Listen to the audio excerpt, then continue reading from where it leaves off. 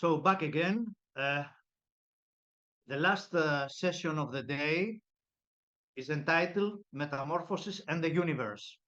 The moderator is Professor Hatzitheodoridis Ilias. Ilias, nice to meet Yeah, you again, again and again and again. It's nice a to meet you pleasure all. and joy. Thank you very much. Nice to meet you Uh, all. let me say some words about you, about your background. Dr. Ilias Hatzitheodoridis is visiting researcher at European Space Agency, uh, at the European Space Agency Research and Technology Center in Netherlands, and professor at National Technical University of Athens, Greece. His research interests are in Earth and planetary sciences, astrochemistry, and astrobiology, and he's inspired from the search of life in the universe and its origins.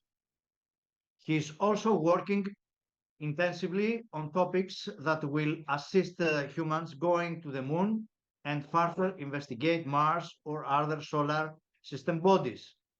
His research is supported by a strong technological and technical background on micro and nanotechnologies, photonics, instrument automation, and computing. I would like to thank Elias for his contribution, substantial contribution in this conference. Elias, the floor is yours. Thank you very much, and for the opportunity, and all of you for attending this very very interesting meeting. This will is going to change things, I'm sure. And for this change and metamorphosis, as we can say it, we have invited scientists from abroad in this group, mostly scientists from abroad. And you have heard about me, but it's no different. The people we bring here really work in this area. And we have philosophers, we have physicists, law scientists as well. We have astrophysicists. We have a gathering of people who really can see things from very far and another scale. I will not go to many introductions because of time. So we will start immediately with Eric Persson, Associate Professor at the Department of Philosophy in Lund University, and RISE, the Research Institute of Sweden. He's working in philosophy in the area of astrobiology, exploration, emerging technologies, uh, space technologies. So please, Eric, you can share your screen if you have a presentation or start your talk.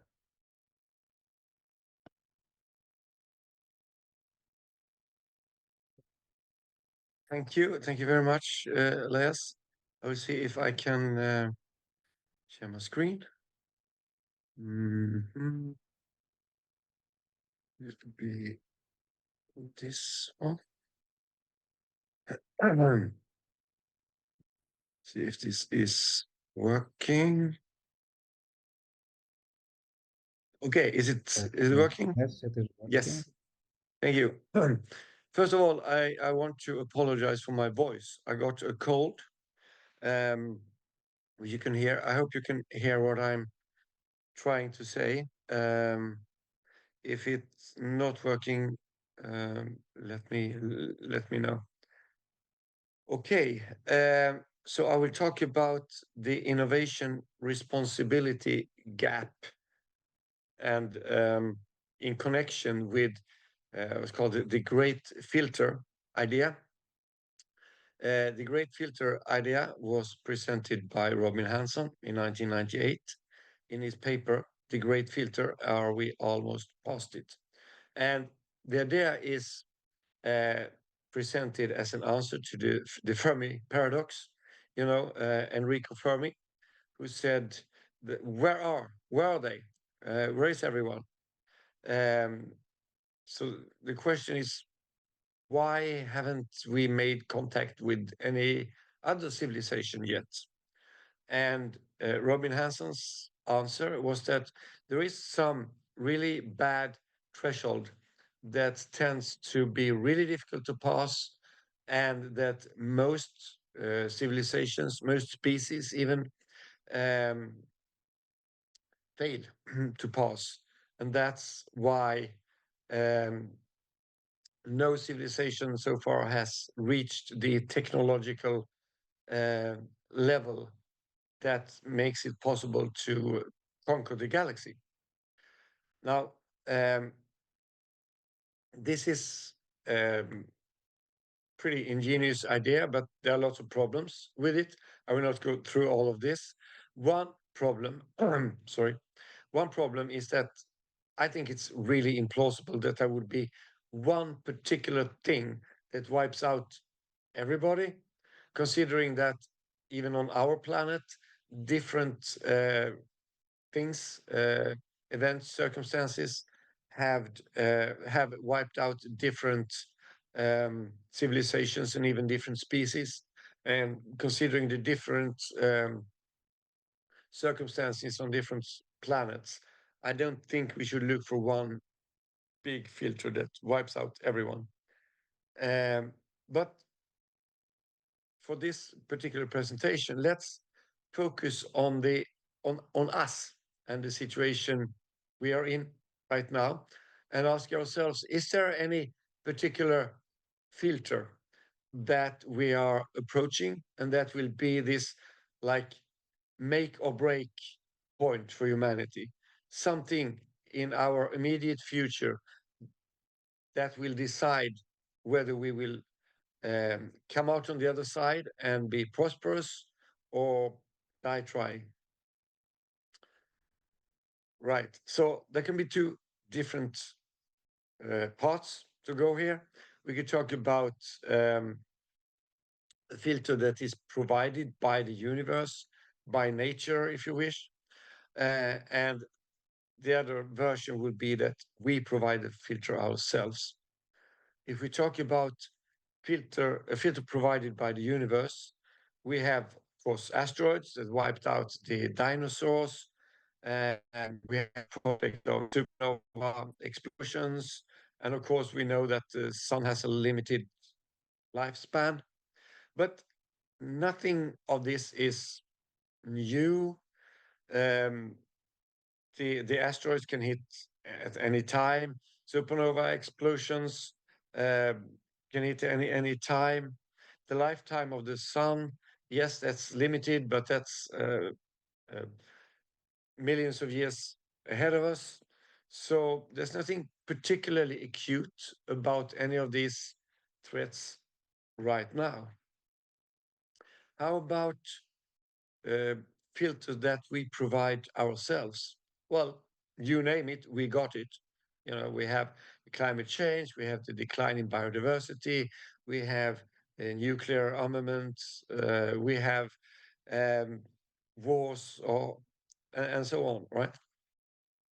And these problems have been around for a while, but they seem to like escalate, especially things like climate change and the decline in biodiversity is getting more and more serious. So yeah, this could be something. This could be an approaching filter that we need to solve in order to survive and prosper. Um, if you look at Earth from some other planet, look at the soap opera Earth. I guess you're thinking that this must be the last season. Now they will really kill everyone off in this soap opera. Even the directors have got tired of it, and now it's the last season. I mean, these humans are so stupid, right? But is there no way we can like do anything about it? If you look at it from some other planet, it may be entertaining to see how us humans mess everything up. If you look at it from our perspective, uh, it would be better if we can handle it somehow. It's difficult. We know that. We know it's difficult to make people change their ways. So maybe technology can save us. There are some new technologies that's being developed and that lots of people put lots of faith in. Artificial intelligence, obviously, synthetic biology. People talk about colonizing space, saving humanity by colonizing space, for instance. Others say that, well, these technologies will not save us, they will be our doom. So maybe we are actually talking about a make or break situation here. Maybe we are now facing technologies that could actually save us or could be our doom. I think it could be go like either way. All of these technologies, what they have in common is that they're very powerful and not necessarily good, not necessarily bad, but they are very powerful, and whether they will result in something good or something bad depends a bit on what we make from them. So it looks quite a lot like this make or break situation here.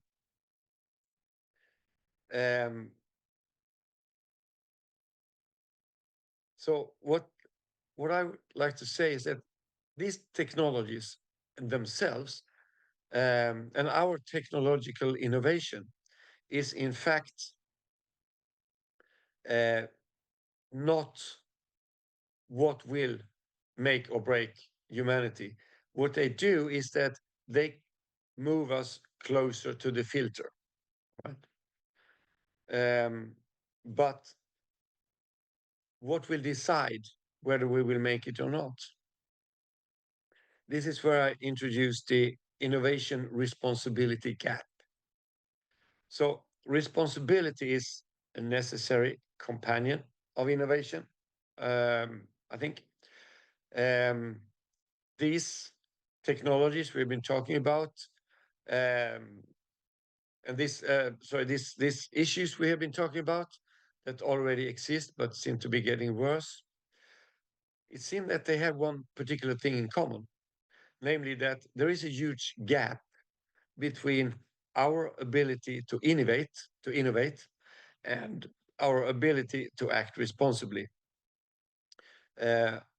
Climate change, the decline in biodiversity, nuclear armament, and so on.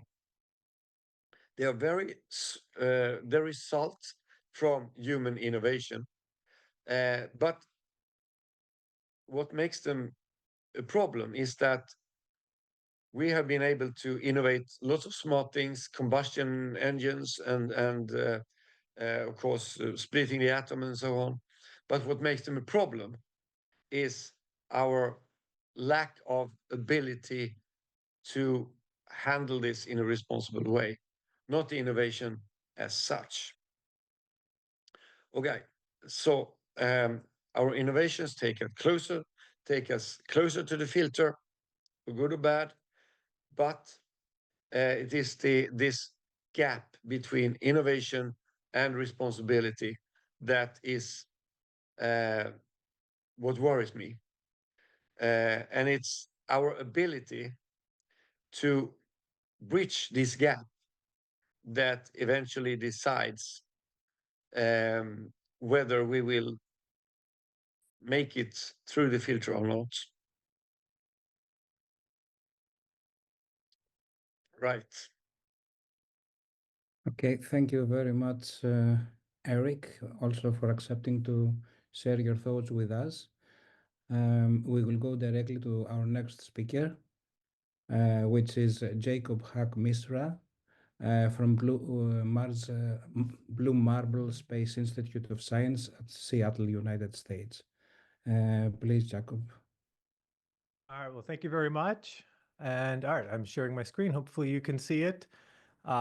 Yes, we can see it. So I very much appreciate the opportunity to present here. I've enjoyed the talk so far. I'm at in the United States. I'm on the East Coast, so I wasn't able to start at the very beginning, but I enjoyed the last session. So my interest for this talk is space settlement, sometimes called space colonization, specifically humans moving off of Earth to try to live in long duration settlements on the moon, and particularly Mars. I focus on Mars because of the interplanetary distances, which raise a lot of numerous challenges. And specifically, I'm going to talk about transformative experience, maybe another way of talking about metamorphosis, just how can space settlement transform the way we view ourselves and our society and our species. So this is it's a short talk. A lot of this is parts of what I talk about in chapter 7 of my book, Sovereign Mars, if you're interested in learning more. And so the specific question for this talk is, what is the value of a planet for space settlement? So I'm going to do a very brief overview of some themes in environmental ethics, specifically how do we value a planet, and in this case, a planet that does not necessarily have any indigenous forms of life on it, such as Mars that we know of. And so there's different concerns, and specifically I talk about two types of value: instrumental value, where the planet is a means to an end. We are using it for some instrumental purpose, compared to intrinsic value, something that's worthwhile in and of itself. Now, for humans, human systems of ethics have gotten much more complex than this, but you can still think of this as we all have intrinsic value by virtue of being human, and you don't have to do anything to be valuable as a human. This is just your intrinsic worth. And many of our systems of ethics recognize this. Instrumental value would be, well, what do you do? This could be your job, your function in society, things like that. But so for a planet, this is from philosopher Brian Norton. We can decompose instrumental value into two types. So first is demand value, which is it satisfies an existing felt preference, something we need now. I'm hungry, I want a candy bar, I get the candy bar, it satisfies my felt preference for candy. We can decompose this into two types. There's use value, which is realized today, or option value, realized in the future. So, in the case of something like Mars, you could, imagine, well, maybe we get a little bit of use value today in the sense of scientific returns.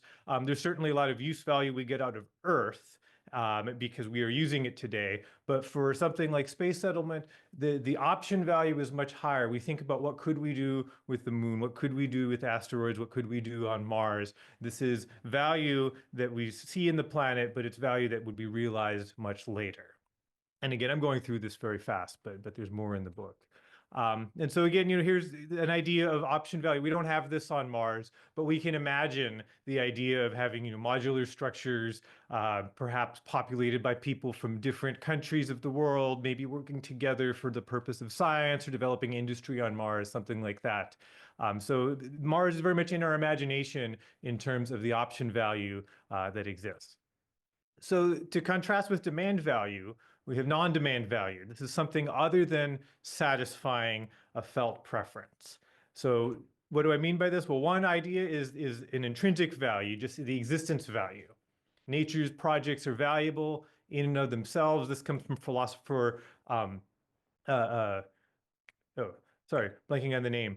Holmes Rolston talks about names, projects being valuable for themselves. You could think of asteroids being valuable for themselves, but maybe asteroids that are similar to each other are less valuable in terms of their existence than Mars versus Venus, which are very, very different. And so this is, science can sometimes be couched in existence value in the sense of recognize the intrinsic value of those projects. So then the other part that I want to focus on is transformative value. So this is instrumental in the sense that it has some, it's not just valuable in and of itself, it's for what it can do, but what it's doing is not satisfying a preference that I have, it's examining or altering my felt preference. It's giving me the opportunity to revise the way that I feel. I instead of wanting a candy bar, I have some experience that makes me realize, like, oh, maybe I actually don't want this candy bar anymore. What I want is to go garden and grow my own food, something, as a trivial example. So transformative experiences provide the opportunity to revisit our own felt preferences and alter them or transform them in a way that perhaps we could not even anticipate. And so, perhaps one reason I think about space settlement is transformative experiences provide a way to catalyze permanent epistemic change. This could be in ourself. This could even be a societal change by examining the boundaries between the self and the environment.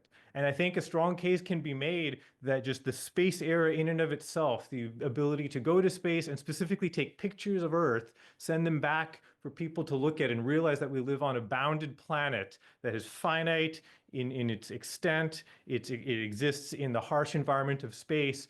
In the 60s and 70s, this was a new realization that our species had. And I think this did transform the way that we think about ourselves. And so how much more is space settlement going to transform both those who go into space and just all of us who participate as a civilization in this activity? And so Lori-Ann Paul has written extensively about transformative experience. And this is a helpful quote. In the situation of transformative choice, if we choose to have the transformative experience, we simply don't know enough about what our lived experience will be like afterwards. We lack the ability to assign subjective values to these outcomes, and we don't know how our preferences might evolve. So we should draw upon empirical findings when the right sorts of findings are available. And so for the rest of this talk, I'm going to talk about two examples of empirical studies, empirical findings for how we might think about how space could transform us. And I'll very briefly mention, I don't include religion here, only because it's very difficult to study that empirically. The results of religious transformations can be very personal and hard to replicate. That doesn't make them not valid. But the ones that I'm going to show you are a little more statistically robust, regardless of your starting place, although they still need to be studied more. So the first is the overview effect. If you've flown on an airplane, you've seen a version of the overview effect. Now, this term was coined by Frank Wright. And so the overview effect in the very simple way is just you're viewing Earth from above. You're getting an overview. And so even, as a child, when I took my first flight, this is, a remarkable experience. You see cars that are very small. But if you go out even further to low Earth orbit, like many paying passengers will now see on Virgin Galactic and SpaceX and Blue Origin flights, you can get to the point where you see the curvature of the Earth, you see continents, you can see the lit up areas of Earth, and this gives you a different sense of overview. And already people who have had this experience, both astronauts and civilians who have had the chance to fly into space, have reported just various emotional responses and a broader sense of perspective. You can get a sense of the boundaries of Earth dissolving, a sense of oneness. This is, a number of astronauts that Frank Wright interviewed have reported on their experiences, even just for low Earth orbit. This is astronaut Al Seco Jr. He calls it the astronaut's secret, is a realization that he says all astronauts have, that as we are a member of the whole human family, goes beyond even being a citizen of Earth. You realize you're a citizen of the universe. When you're in orbit, you ask yourself, why do people have the differences they have down on Earth? You see that Earth is just a small part of the large universe. You have a feeling about it that's hard to describe. And, I think even William Shatner expressed similar views when he was given a chance to fly into low Earth orbit. And so this is sort of emblematic of one of the themes of the overview effect. And so the further, as I mentioned, this was an iconic image that did lead to transformation on Earth, even if you didn't get to go into space. Simply having an astronaut take this photograph, return it to Earth is a surrogate, a stand-in for the overview effect. And so it's possible even that the transformative experiences of the astronauts can be relayed to those of us who don't actually get to go into space through their reports and through the images that they return to us. But now if you go out even further, this is another very famous picture of Earth from the moon. The Apollo astronauts claim that it's a totally different experience psychologically to leave Earth orbit and to actually travel beyond the moon. And then they even have said that to be an astronaut in their sense of the word is different when in low Earth orbit versus actually leaving Earth orbit to reach the moon. And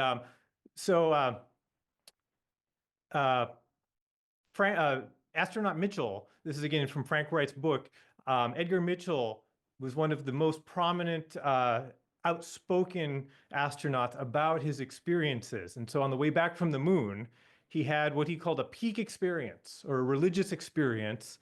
He said it was an explosion of awareness, an aha, a wow. It's what a religious person might call a revelation. He came to realize that the universe is made up of spirit and matter, but they're not separate. The bridge is consciousness. God is something like a universal consciousness manifest in each individual. The route to divine reality and a more satisfying human material reality is through the human consciousness. I mean, you read something like this, I mean, this very much sounds like something a monk who has studied, you know, or meditated in a cave for a long time might say, but this is an experience of an astronaut who has been into space and is returning home. And so the fact that this is such a common experience, Russian cosmonauts report versions of this. It certainly begs more study, but it's important to point out that going into space has more value than simply the scientific returns, the explorative returns, the commercial potential. There's a psychological and an epistemic transformation potential that exists as we go into space. And so here is a view of Earth from Mars taken by the Curiosity rover. And I'll come back to this at the end, but you know, as I think about this, how is this going to change our view of ourselves? What kind of experiences psychologically, what kind of transformative experiences? If going to the moon is that much different than low Earth orbit, going to Mars certainly, I would think, is going to be even more different than anything we've experienced so far. And so the second example I will talk about very briefly is psychedelia. So, you know, hopefully it's no surprise to many of you that there has been, you know, reports that psychedelic compounds can instigate, you know, transformative experiences, at least in the people who report this. Now, Edgar Mitchell, the astronaut I just quoted, his experiences so moved him that he founded the Institute for Noetic Sciences in 1973, which continues to exist and explore some of these ideas kind of on the periphery of science, thinking about how outer space, how the, you know, psychedelic compounds, how meditation can interact with ourselves and give us renewed perspectives. A very famous development in this story, of course, is Albert Hofmann, who accidentally, actually, or just by happenstance, synthesized LSD, which he didn't realize at the time had these psychoactive psychedelic compounds. And so it was not until several years after he synthesized it that the properties were realized. The CIA in the United States experimented with LSD in Project MKUltra as just what is the potential of this. Clearly, there are reports of people claiming transformative effects, claiming all kinds of things about this. You know, can they use this for mind control? Could the Soviets use this as a weapon against the US? And most of the details of this study were classified and have been destroyed, so we don't know a lot about it, but we do know that they purchased large amounts of LSD and did many experiments with soldiers and others.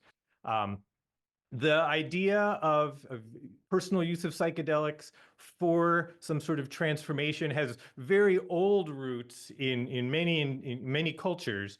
You know, but in terms of the Western world, this was popularized by an article in Life magazine in 1957, where a wealthy banker had traveled to Mexico, had a medicine woman give him and his wife a mushroom ceremony, and then they wrote about it in a large spread, and this invigorated a lot of cultural interest in the United States and Europe, primarily in going out and in exploring these kinds of experiences. Most famously, we have the psychedelic counterculture in the 60s, started in San Francisco, spread across the United States as well as Europe. You know, Czechoslovakia, also a prominent place where this kind of culture took place. You know, Timothy Leary, the acid test. So this is just emblematic of the fact that people embraced this and for better or for worse, reported, you know, these kind of compounds to give them personal transformation and, of course, societal transformation in a sense of creating this counterculture, which did influence politics in many ways. And so there's much to say about this, but one thing I find interesting is Alexander Shuglin had studied psychedelics in a as controlled of a way as you might be able to do with such subjective experiences, but he assigned a method of classifying the types of experiences that people had. And so he had a +1, +2, +3 scale to define just the onset of the experience. But then he had the separate category, +4, which he says it doesn't imply that it's more or comparable to a +3. It's a serene, magical state, independent of what drug is used. He said some people reported this without even using a drug, called a peak experience in the term of Abe Maslow, again, reminiscent of Edgar Mitchell's experience. It cannot be repeated at will with an experiment. It's a one-of-a-kind mystical religious experience that will never be forgotten, that brings about a deep change of perspective or life direction. So this sounds like transformative experience, like what Lorianne Paul was talking about with the astronauts experience. But so a question then, if this is something that can happen, are any of these experiences common or repeatable? So in many cases, the ones with LSD are not necessarily common or repeatable, except in a maybe general sense of the feeling, but in terms of the personal transformation or the personal insight or the specific experience, it's difficult to make a case for that. But there is one that I was able to find. Rick Strassman, in the book DMT, the Spirit Molecule, he says that he did some research in the 1990s that was, sanctioned by the FDA, and he said there was also research in the 50s. They described DMT-induced contact, reports that that volunteers made some sort of contact with them, other beings in a non-material world. And he said in these case reports, it's strikingly similar it's striking how similar volunteers' experiences are. You can't really overlap. You can't really ignore the overlap of their descriptions of the high DMT sessions with people who have undergone spontaneous near-death, spiritual, and mystical states. So this was repeatable at a high frequency at a specific dose of DMT administered under clinical conditions. So the similarities, he says, between naturally occurring and DMT-induced phenomena support his suggestion that spontaneously occurring psychedelic experiences are mediated by elevated levels of endogenous DMT. Now, this is a hypothesis. And so, one might think, is there a similarity between these kind of substance-induced experiences and the experiences induced by traveling to space and perhaps, other experiences on Earth? Perhaps it's related to endogenous DMT. Perhaps these are just merely convergent phenomena and there's multiple ways of triggering these experiences. But nevertheless, there is a similarity that's important to think about. So I'll return now to the picture of Earth from Mars. Now, if we reach this point with humans, and a human is taking this photograph, well, that's a remarkable technical achievement. But this also holds a lot of transformative potential. And as I think about, the experience of the astronauts and then the experiences of the high-dose DMT experiences, I wonder, is this going to be such a psychologically jarring and experience that we may see phenomena that we have not yet seen psychologically as people venture off Earth? Will people mention, I'll venture to predict that people, the first astronauts to go to Mars, will report meeting beings, meeting aliens, but not necessarily the kind that astrobiologists are looking for, perhaps not in a physical sense on Mars, but psychologically, that going off of Earth into such an extreme environment where you're dependent on life support and you're taken so far away that you can't swim back to Earth, you can't fly back, you have to wait 2 years for a rocket to return you. This is going to tell us a lot about ourselves, and perhaps in surprising ways that we may not be able to anticipate. So I think further study into the overview effect, further study into the ability for mind-altering substances to transform us, give us insight, and give us universal experiences, I think will help us as we venture off Earth to think about, space as not just a place to explore, but as a place to be transformed. And so Mars settlement offers a unique opportunity for personal and civilizational transformation, but we cannot easily predict the outcome of these transformative experiences. So as I've mentioned, we should draw upon empirical examples to provide some basis for understanding how these transformative experiences might unfold. So thank you. Thank you very much, Jakob. It's always important to see things from very far, but we have to go faster now. Darnell Lewis is with us, Professor of Science Communication, University of Westminster in London. He's a biologist. Please, Lewis. Good morning/afternoon, depending on your time zone. I've just shared my screen there. Is that now coming through for you? Yes. Excellent. So my name's Lewis Dartnell. I'm a professor at the University of Westminster. So hello from London to Athens. And I thought what would be interesting in this session is to take quite a deep time perspective on human evolution and then look through some of the consequences of that through history and how it serves as a warning for our future and for efforts to colonize deep space and ultimately colonize across the galaxy. So looking at human evolution, from our divergence with our most recent common ancestor with the chimpanzees around 7 million years ago toward the emergence of anatomically modern humans around 300,000 years ago, there have been two major evolutionary transformations, metamorphoses. We've become bipedal, we've been walking around upright on two legs, and also our ancestors became increasingly intelligent. We became more and more big-brained. Now, these two human evolutionary transitions are mutually exclusive to each other because the adaptations unique to the human pelvis to enable bipedalism act to constrict and narrow the hole running through the center of the pelvis, which is the birth canal through which our skulls and our big brains need to pass at the moment of birth. So our very bipedalism came to limit how brainy, how intelligent our ancestors could become in our evolution. And the solution hit upon by evolution in the human lineage was to extend the process of human development long beyond the moment of birth, once we're outside the womb. Humans are very, very dependent in terms of being moved around, being carried, being fed, compared to something like a gazelle, which can spring up onto its feet within minutes of being born. And so it reached the point where the mother alone could no longer support a human child for those very critical first years. And it became necessary for the father to become involved in the rearing of the children. This is known as biparental investment. And at something of a quirk, something of an anomaly within the human condition compared to most other mammals and other primates. Now, this biparental investment needs some form of biological contract. The woman in a sexual relationship needs to be confident that the man is indeed going to stick around and help and devote time and resources and effort to the rearing of their child.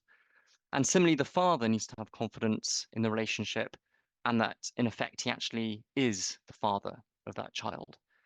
And so the solution that evolution hit upon for this is pair bonding, a deep link forged between mother and father, mediated by the hormone called oxytocin. And we experience that hormonally mediated pair bonding within humans as the emotion of romantic love. And that emotional, that hormonal tie between mother and her child, between father and his child, and between the mother and the father forms the nucleus of the human family, this close-knit relationship, which again, I'd stress, is an anomaly. It is an oddity of the human species compared to the vast majority of other mammalian species that we evolved from.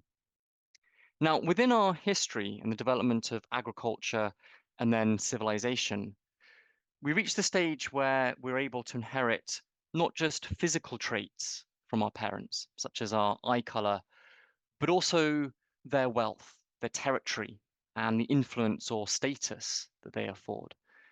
And that inheritable power gave rise to the concept of monarchy and ruling dynasties.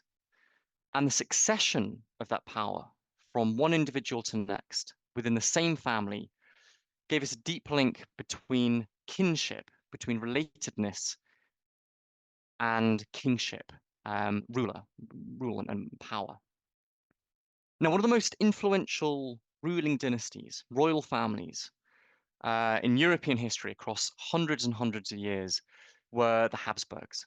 And they started in northern Switzerland and were able to maneuver themselves to become the de facto inheritors of the crown of the Holy Roman Empire that covered parts of Germany and Central Europe. And then the Habsburg king, Maximilian I, masterminded a program of strategic royal marriages with other kingdoms across Europe. So he organized for his own marriage in 1477 to the heiress of the Duchy of Burgundy. And so the Habsburg dynasty acquired parts of France and the Low Countries, so the Netherlands. He arranged for his son to marry the heiress of both Castile and Aragon. So they came to rule over unified Spain, as well as southern Italy, Sardinia, and the island of Sicily. And then Maximilian also arranged for his grandson to marry Isabella of Portugal. So within just 50 years, within just 2 generations of carefully plotted marriages, this Habsburg dynasty had been able to accumulate over half of Europe. And this was more or less bloodlessly. This is through dynastic marriages and the accumulation of crowns. The Habsburgs were absolute grandmasters of the Game of Thrones. And this particular period of history also coincided with the European age of exploration, of conquest. And so the map you can see in the bottom here are territories around the world that were at some point ruled over by the Habsburgs. So that includes Spanish and Portuguese conquests in the Americas, along the African coastline, parts of India, as well as the Spice Islands and the Philippines, which were discovered, claimed by the explorer Magellan, named after Philip II of Spain, a Habsburg king. And so the arms of this one family came to encircle the entire planet. And in the early 16th century, the Habsburg king Charles V became the first ruler in history to reign over an empire upon which the sun never set. It was a truly global empire for the first time in human history. But on his death of Charles V, this single empire, this single dominion, became divided between his son and his brother. And that created the Spanish Habsburg dynasty and the Central European branch of this family.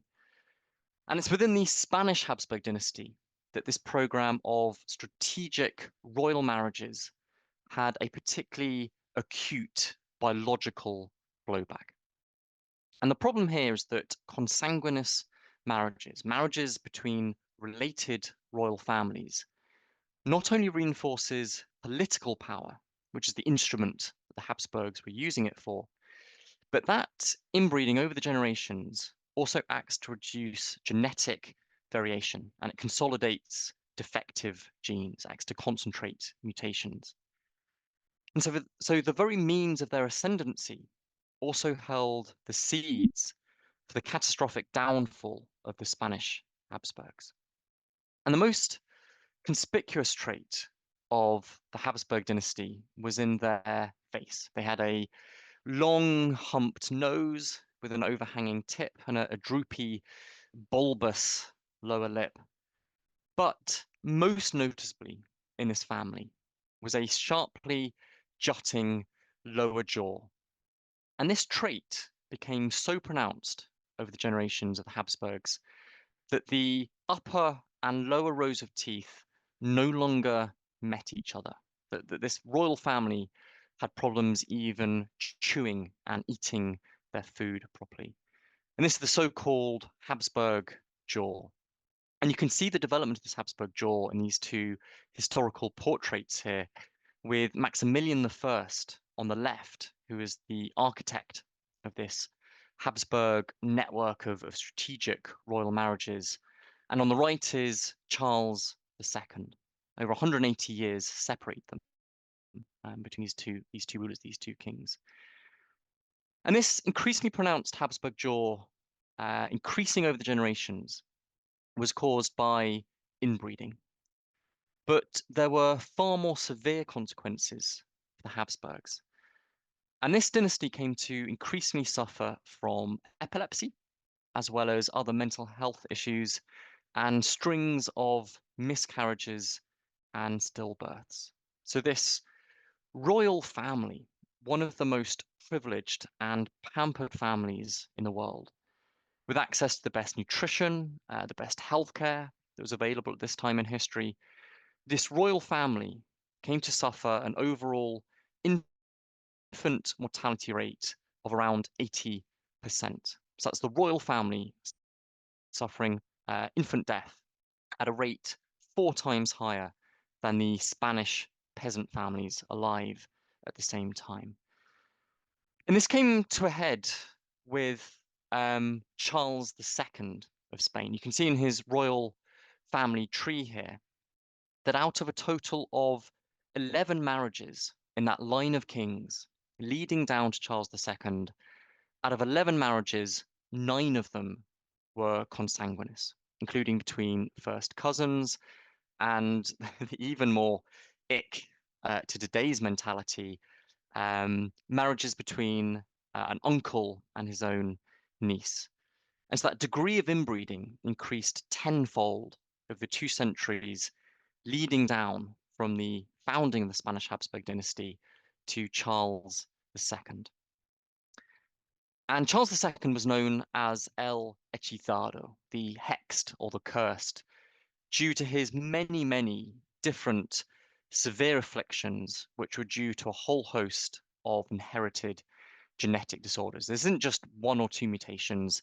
This is a concentration of many, many mutations having been accumulated over those generations of dynastic marriages. And Charles II was never fit to rule as king. And so first his mother and then his second wife acted as a regent on his behalf. And the only thing that the dynasty needed of him, the only thing that this kingdom, this empire, needed of their king was that most fundamental and simplest of biological functions. He just had to reproduce. He just had to create an heir, so at least that dynasty, at least the kingdom could continue.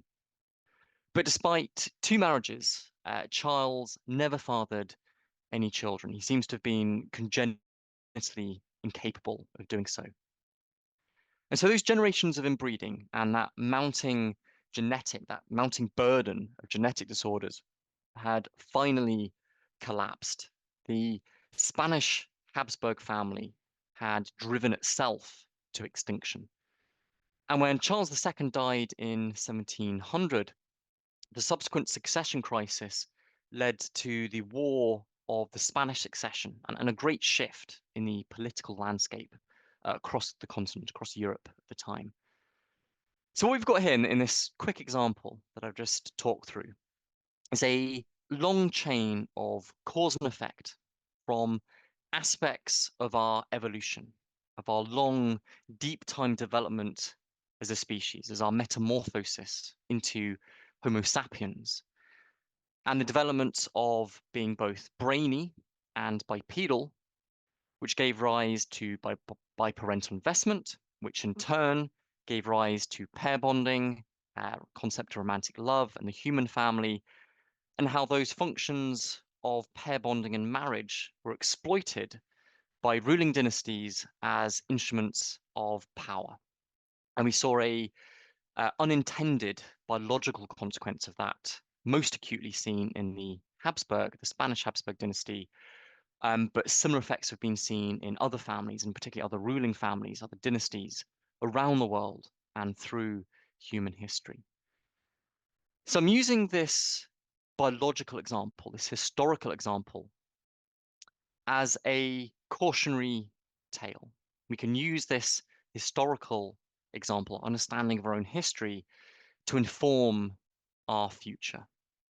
And it's a lesson for the future human colonization of deep space, of the galaxy. If we're starting to look not decades, but now centuries into human future, when we'll start reaching the position where we would want to launch colony ships to other star systems, other planetary systems, exoplanet systems.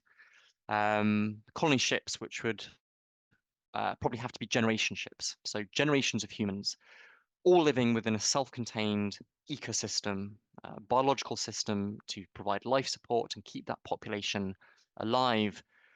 A key question in this situation is how many individuals would be needed to ensure the long-term genetic diversity of that population? How could we avoid the Habsburg catastrophic collapse happening when we start sending small populations of humans over very long duration spaceflight to colonize other star systems? And we can look to other examples in human history, such as human dispersal around the planet since the end of the last ice age. And different genetic studies have looked into the genetic diversity of the founding populations for different islands. And the genetic analysis tells us that these founding populations contained a few hundred breeding age females. And so we include in that natural population the children and the men in that population as well. We'd be talking about a total population size of around 1,000 or so individuals. But of course, this could also be reduced if you're not taking a random selection of people, but perhaps we look into some kind of program of carefully selecting the crew to ensure the maximum genetic diversity of those founding populations. But what we see here is an example from our own history informing the future metamorphosis of humanity as we start becoming an interplanetary and interstellar species in the long-term future. Jacob plugged his book, so I'm going to totally egotistically jump on the same opportunity. Alongside my research in astrobiology, I do a lot of science journalism and book writing. A couple of my books are up on the slide here. An example I've just talked about is from my most recent book called Being Human in English, but it's been translated into about 20-25 languages around the world as well. And it looks at all the different aspects of us as a species, of our genetics, of our mutations, of our anatomy, our physiology, our cognition and cognitive biases, our psychology, and how those have been deeply and profoundly influential through the course of human history and the creation of the world that we find ourselves in today. So I will stop talking now. That was my quarter an hour. Thank you ever so much, Elias, for the very kind invitation and putting together such a fascinating program of events for today. I have to thank you very much, Lewis. It was very interesting, this view, this specific view, for our future of humanity when we go back to space, because it's supposed that we come from there in some way. So we proceed faster to Tony Milligan. He is a research fellow in the philosophy of ethics, King's College in London. Please, Tony. Okay, hi. Right, I'll just share my screen. Sorry, I have the background on accident there. Right. Okay.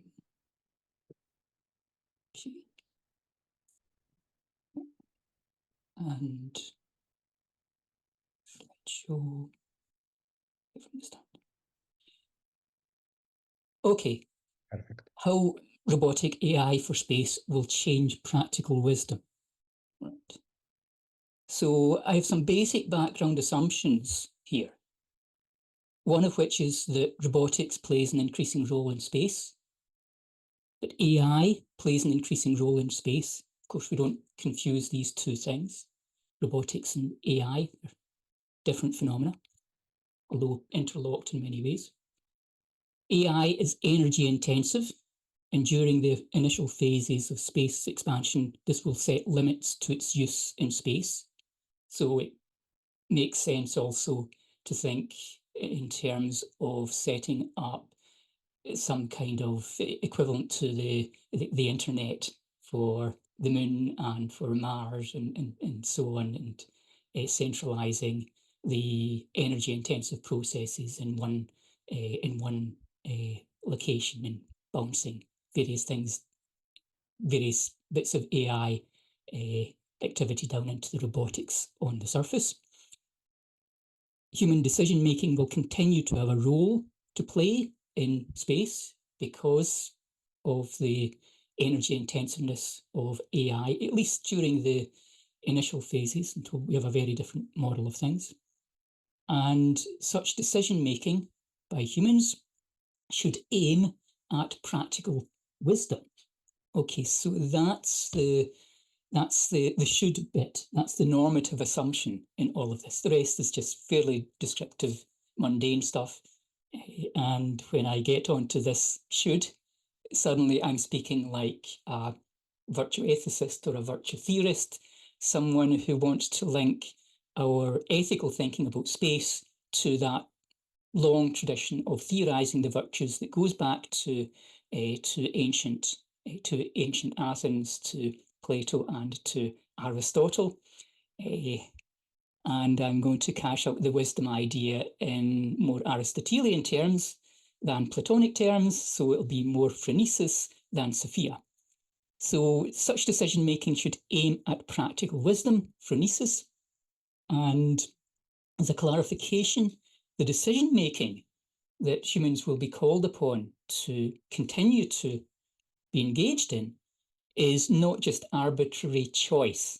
It's not like, well, I like this flavour of things rather than that flavour of things, but something that's closer to what's referred to as prohairesis in the Aristotelian literature, i.e. reasoned choice, a matter of knowing how, a matter of embedding a knowledge in a practical way in one's responsiveness, so that if we choose to do one thing rather than another, characteristically we'll be able to offer a reason for the action, which goes beyond, well, it was just my decision to do one thing rather than the other, it was my right to choose, or something of that sort. So wisdom is embodied in the practical responsiveness.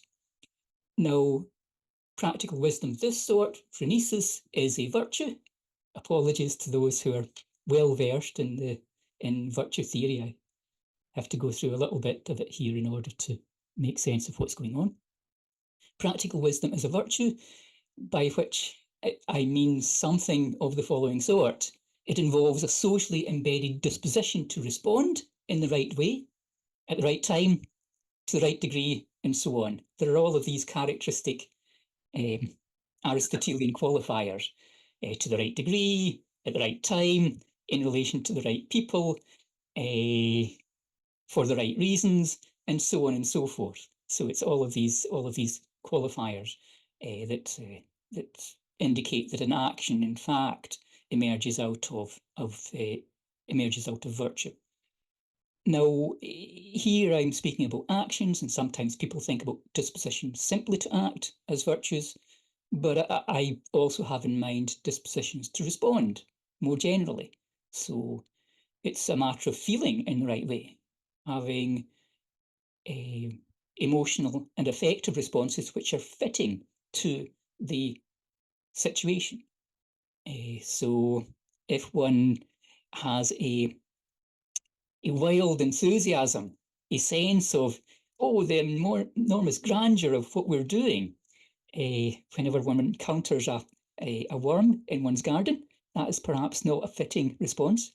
But if one has a sense of, oh, the grandeur, the wonder of what we're doing in response to landing on Mars, there is something more fitting about that emotional and affective response. It's a suitable response to the situation. So virtues are about not just actions, but about our affective responsiveness as well. And I put in the clause socially embedded. So I'm not saying that we should understand the virtues in a 19th century way as a sort of private possession. That's not the grand historical tradition.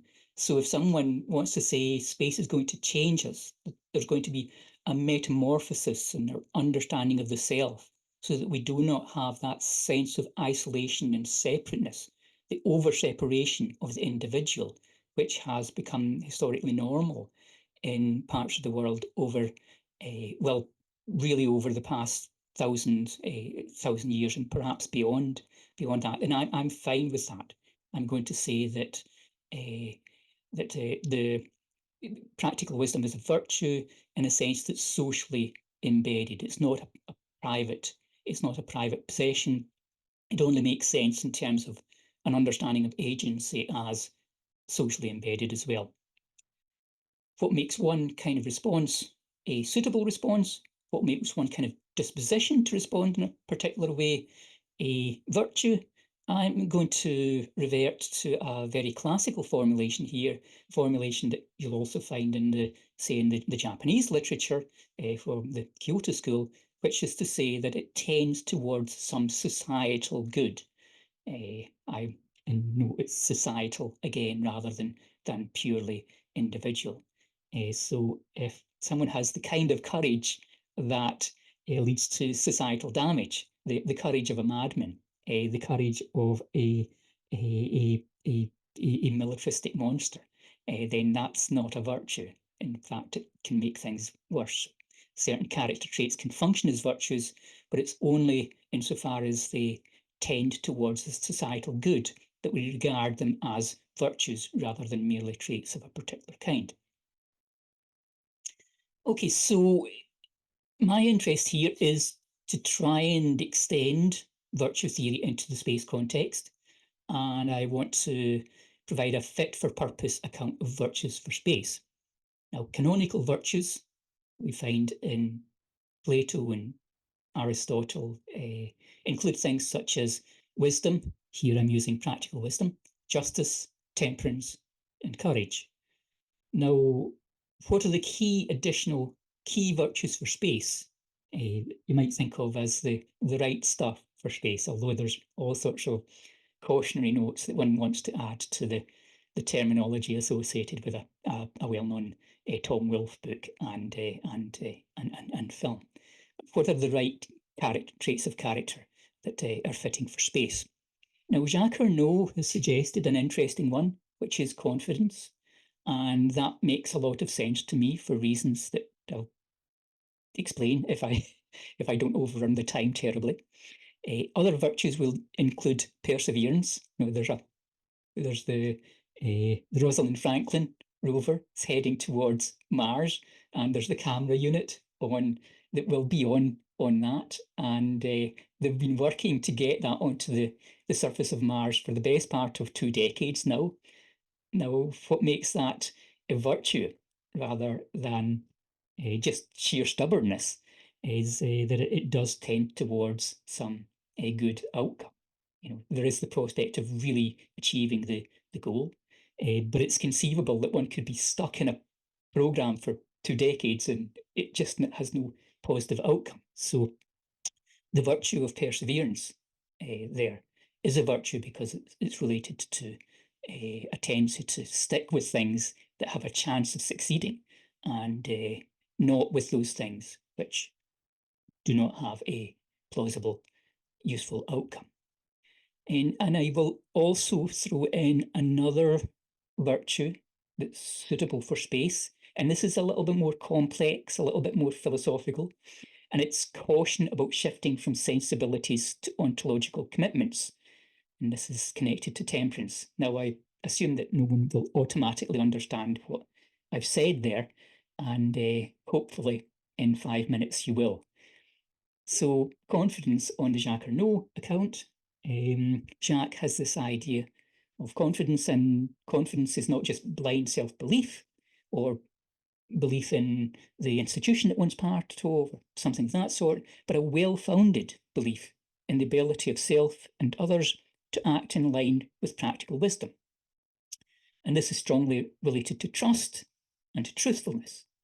Hence, it's also vulnerable to the same problems, to institutional and individual failures. You can put your trust in the wrong institution, the wrong people, the wrong sets of processes. But nonetheless, having the confidence in not getting stuck in processes of decision making, being able to move forward when there are difficult decisions to be made is a shared feature of what I would regard as scientific virtues for space, the virtues that are connected to producing good space science, and also to military virtues for space, the ability to take good decisions relating to containment and defence in space. So confidence matters there, and it's important that it's well-founded and not just based upon this wild form of self-belief, but is grounded upon experience, tested and proven. Okay. The tougher to understand virtue that I have in mind here, this caution about ontology. Now, what I mean here is that there are certain, what I will refer to as technologies of the Anthropocene, a phrase that I used in a recent paper with Lena Springer, and by that I mean certain biotechnologies, space technologies, AI obviously, and robotics as well. They tend to produce new animistic sensibilities. And a simple example will ground that a little bit. Down here on Earth, we get a little bit worried when robots are too like ourselves. They sort of enter what's sometimes referred to as the uncanny valley.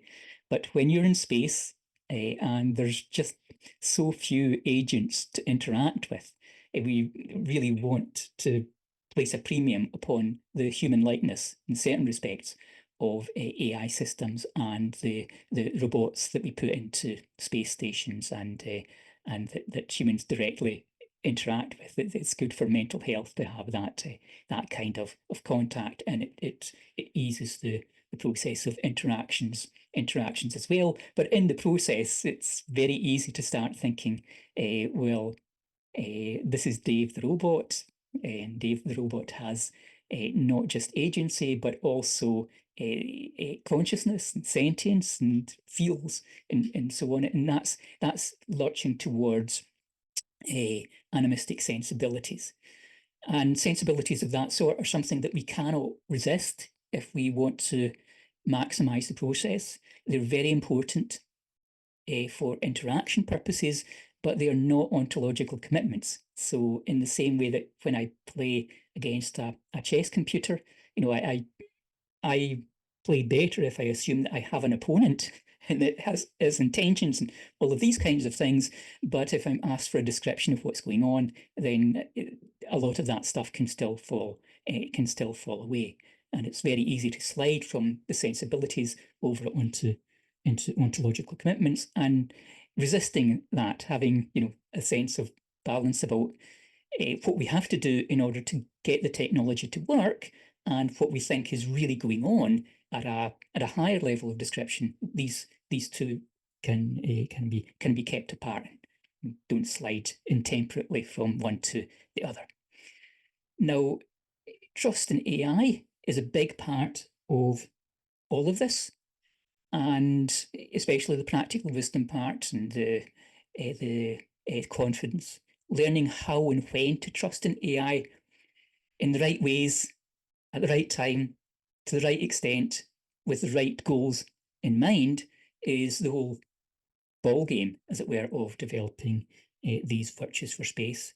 And various things can cut across that, such as politically driven suspicions about technologies, which is fears that they're going to take over or something of that sort, and also the overextension of human models in relation to one sense of what's actually going on in the technologies one that we create. Of course, that's inevitable to a certain extent during this initial rollout phase of AI and technologies, but at some point in time, we hopefully will be able to get over the overextension, thinking that the robots are just like us and the AI is just like us, and so on, when they're not.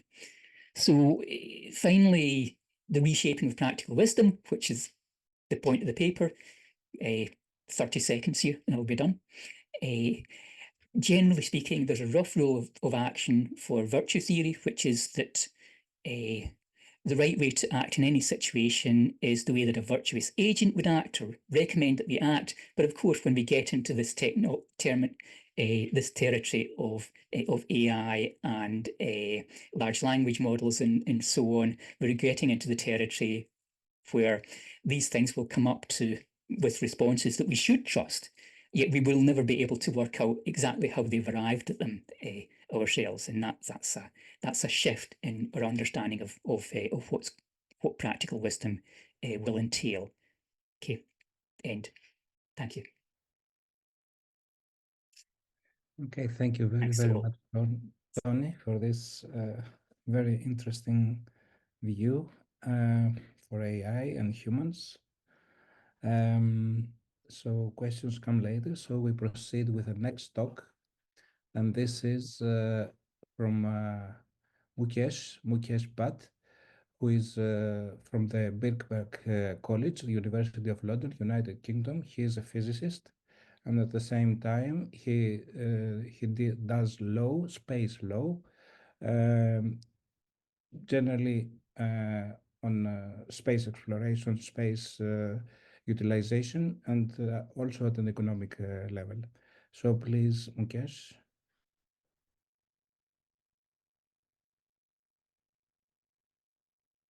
Right, thank you. If you can share, Tony, please.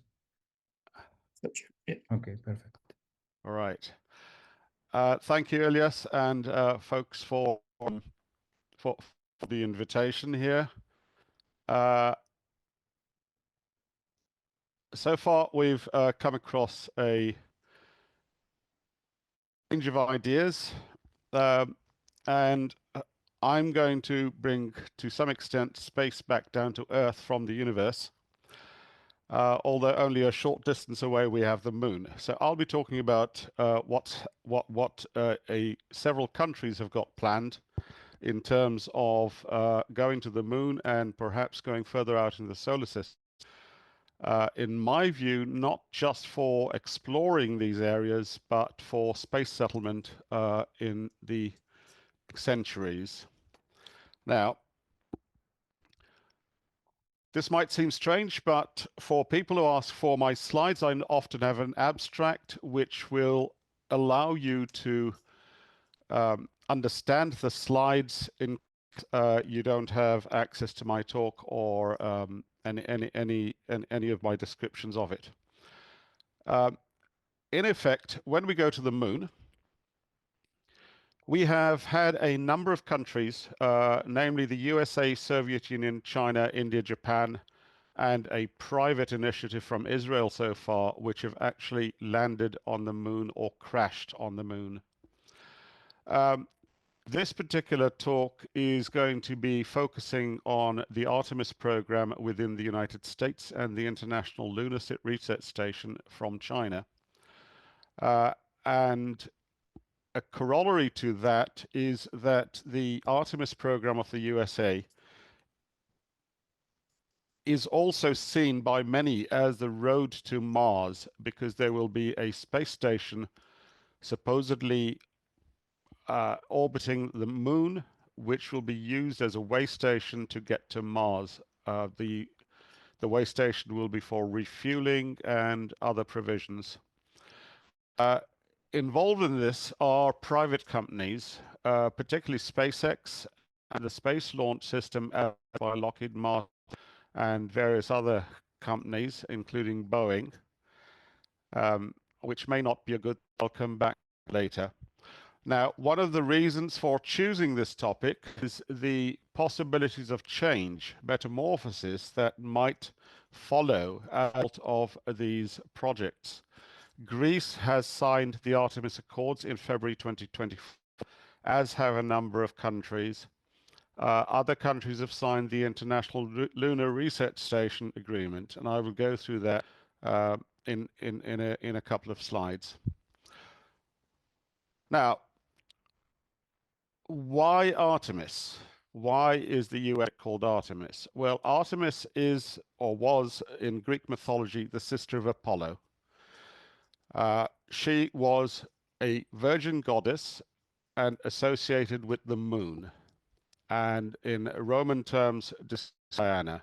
Apollo was the god of the sun, along with a chap called Phoebe, who morphed into Apollo in later times. And it was the Apollo missions of the 1960s that first landed humans on the moon. Of course, there were other landings on the moon, particularly from the Soviet Union. However, one of the most important things about calling the program Artemis is to recognize that gender parity is required. The Apollo missions were supported by a large number of women who did a lot of calculations by hand. These are best known through the film Hidden Figures and the book that was written about them, which was turned into the film. And it is therefore a recognition of women's contribution to the space program by the United States and by NASA as such. So Artemis, fine. Apollo, fine. The International Lunar Research Station will come to as well in a moment. Now, in going to the moon, we've already made mention, most of you will know about the Outer Space Treaty. What actually from that were several other treaties which were ratified and signed by various groups at various times, including the Return and Rescue Agreement, the Liability Agreement, the Registration Agreement, and in 1979, a Moon Treaty, which was meant to regulate activities on the moon, was proposed and signed by very few. I believe at the moment only about 18 countries have signed that. But all the ratifying countries have actually ratified through their legislative assemblies, and the Moon Treaty is therefore technically in force as of 1984 or 1985. And within it are a set of about 7 different ideas which act as a basis for all activities, even though this is not recognized as law by most countries. In essence, activities on the moon must be for peaceful purposes. There must be transparency about these activities. There must be interoperability. In other words, if one country needs to work with another country, they have to agree on standards which are open and, as we have seen, transparent. It extends the Return and Rescue Agreement so that if the human operatives, and I'm not going to use the term astronaut here, the human operatives on the moon or elsewhere would need any help, they would be provided assistance as a result of extending the Return and Rescue Agreement. Transparency and the peaceful purposes, particularly cooperation between countries, is encouraged through registration of projects, which is also an issue in terms of interoperability, in terms of assistance, because if you don't know who's having problems, you can't go and help them. But equally, it is about ensuring that you do not end up interfering with other countries' activities.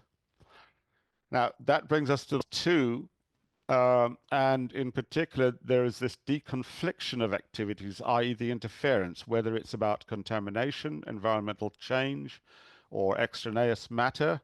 In particular, the extraneous matter meant by these treaties was at a time of worrying a great deal about nuclear activity and nuclear waste being dumped on the moon as which was considered an environment at the time.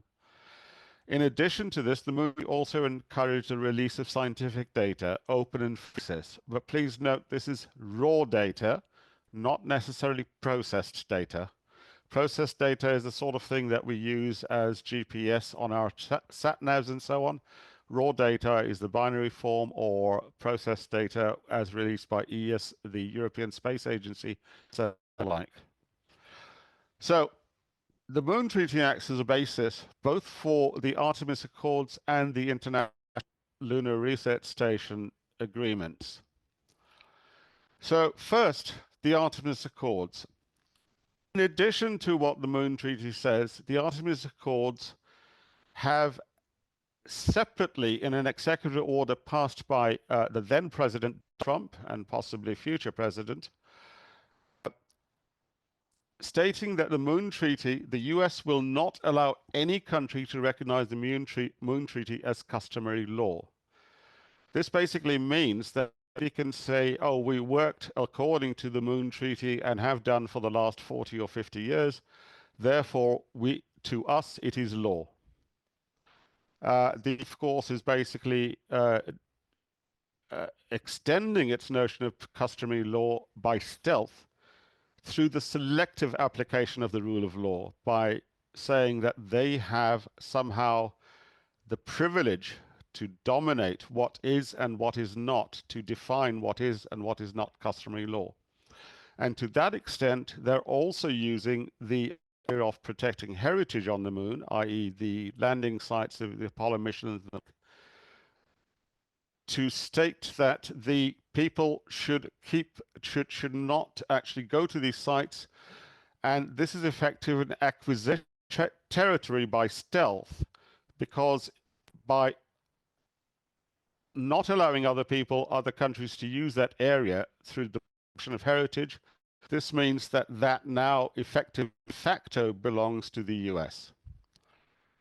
Equally, the Artemis Accords, although reaffirming non-appropriation, and we've just talked about the acquisition of territory by stealth, asks the countries signing up to recognize an international, not United Nations body to act as a coordinating body, although activity reports must go to the United Nations. And equally, it also requires countries to sign up to debris and spacecraft disposal as time goes on. But this is a question of soft law. At the moment, there are no treaties or the like that come into play. Now, why do I think there is a here? Well, one of the basic issues here is Artemis, as the goddess, was not necessarily a wonderful role model. Whilst bathing, a hunter saw her and she basically had him torn apart by his own dogs. This is very similar to the way the United States and the Life Society, a then private enterprise type body, did support the Moon Treaty because it would not allow free enterprise of private property rights on the moon. Similarly, the Artemis Accords are restricted by the Wolf Amendment in the US, which says that NASA cannot use any funds without authorization to cooperate with China. And this is inserted into annual bills as as time goes on. So there are some severe problems between the US and China. Now, Artemis had a friend that she was with called Orion, set in the heavens as a constellation after this killing. There are various reasons that people claim Artemis killed Orion, but what is also peculiar in this particular context is using that mythological character. If you look at the way the Artemis program has been put together, there are possible delays due to installation, over budget and the like, safety concerns, long term, the gateway itself may end up not being built. But equally, a previous project called Project Orion was also cancelled. It was a nuclear pulse spaceship which was cancelled because of new test bans at the time. Now, let's go to the International Research Station. Again, based on the Moon Treaty, it's referenced through Chang'e, the Chinese moon goddess, another legend because of the communications satellite that's used on the far side of the moon, Qiqiao, which translates as an immortal magpie bridge. A group of magpies saddened by the separation of two lovers built a bridge across a river, symbolizing the Milky Way, and the two levers are basically Vega and Altair, two stars on either side. Now, this particular research station is essentially a scientific research installation. It is fully compatible with the Moon Treaty and its provisions, even though China has not ratified or signed the Moon Treaty. So we have something that is strictly within the Moon Treaty provisions, and the Artemis Accords, which are not. So when we compare the two, we have the Moon Treaty as basis. One thing to recognize, even though we talk about countries, it is not intergovernmental. You are partnering with a civilian agency called NASA, or the Chinese National Space Agency, and Roscosmos in Russia. Anybody can be a partner, not just a country, non-state institutions, enterprises, universities, and the like. But often you find that state agencies represent institutions in a country, and these are meant to act as subcontractors. However, having said that, these are non-contractual, non-binding agreements to build or provide equipment, resources, and facilities. And there are a number of countries who have signed both, around about, you can see the numbers on the side. There's a total of around about 70 countries involved in Treaty Artemis and the China. And you tend to find that some countries, particularly those aligned with the USA, tend to be from the Moon Treaty. So there is a background of very serious geopolitics going on within within the Artemis Research Station projects. So what can we say about these projects? Well, at the moment, particularly because of the geopolitics that enters into programs through it, given the rivalry between the US and China, it is looking like a patchwork of things that different ideologies want done. So it is a return to ideological conflicts. Above all, it seems to be a return not so much to the end of history, as Summer said, but a new version of competition.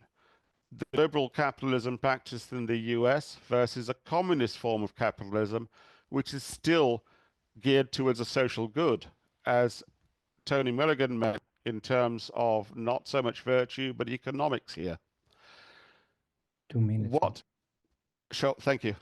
As this also indicates, there continue to be the geopolitics in order to maintain territory, dominance, and oppression of various groups by controlling so-called advanced technologies. We've seen the issue of semiconductor technologies and the like, AI coming into play. The excuses for this are all based on national security, but primarily military and economic interests.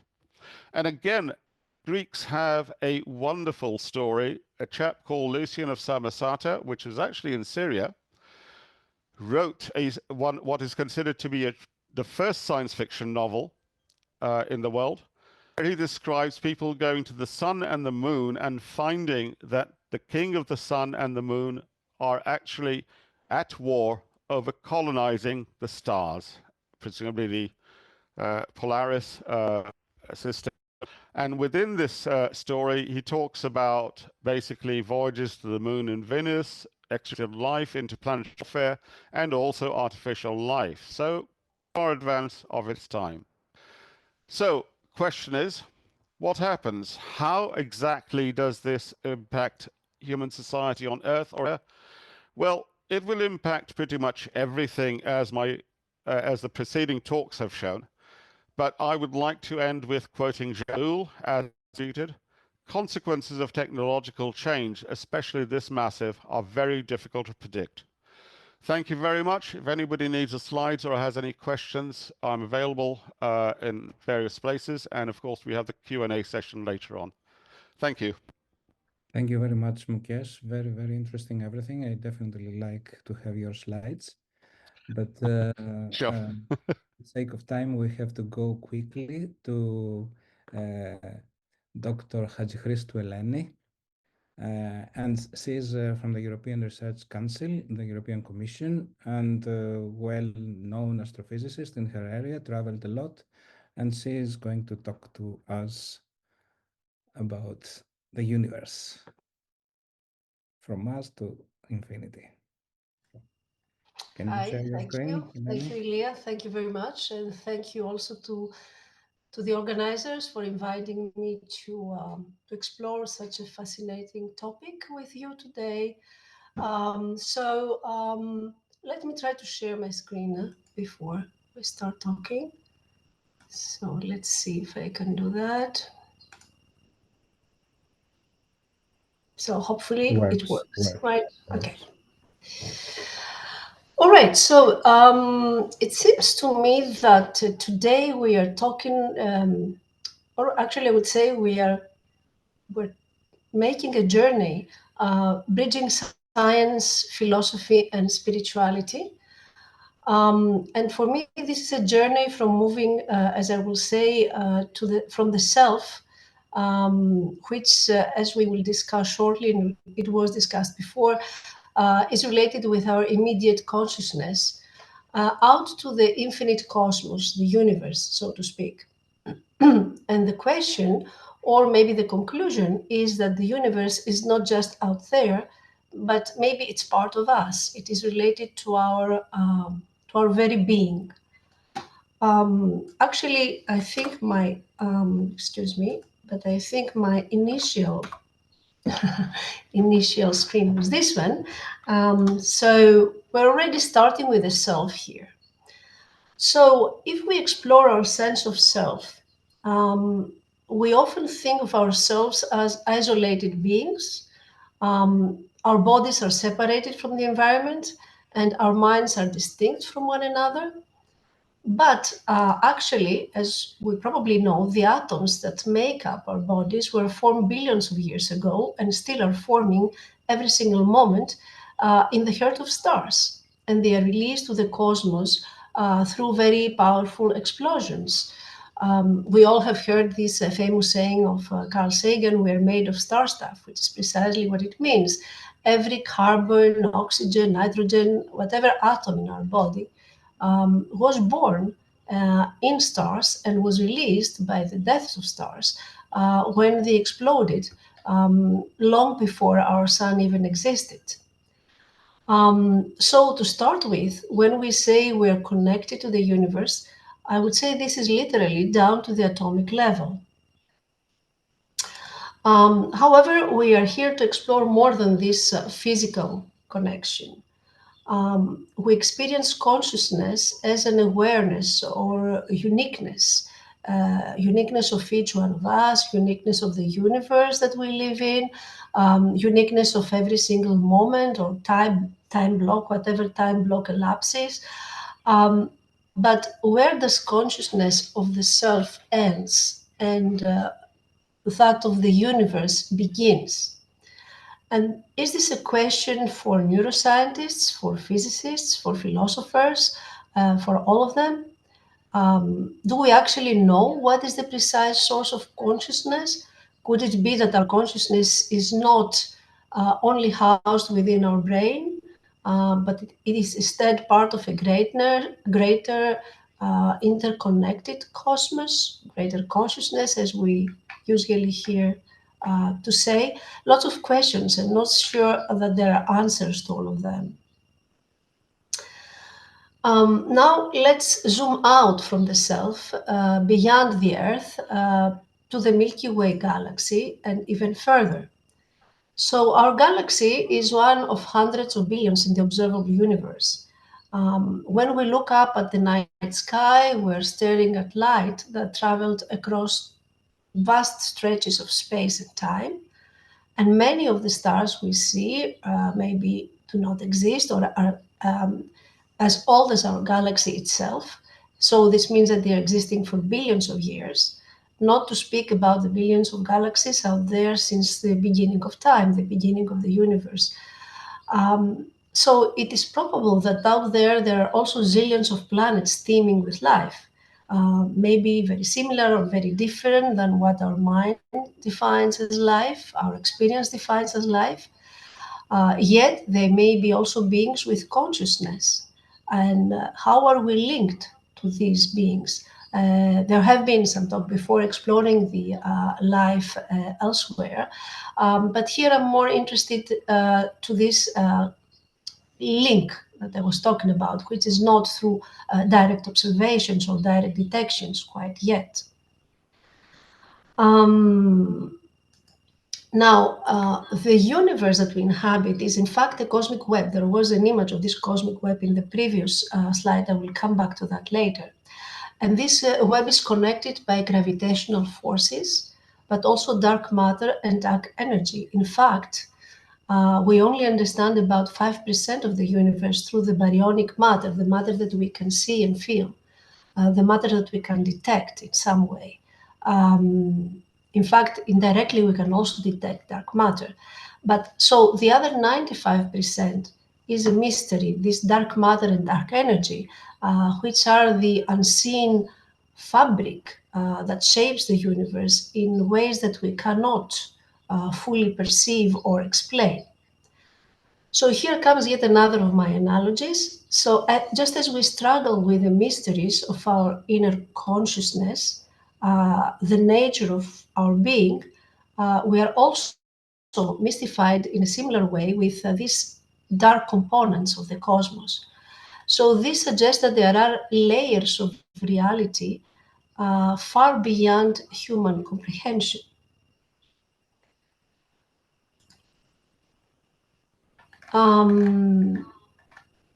Now, let's go even further from our galaxy or the set of galaxies I mentioned before.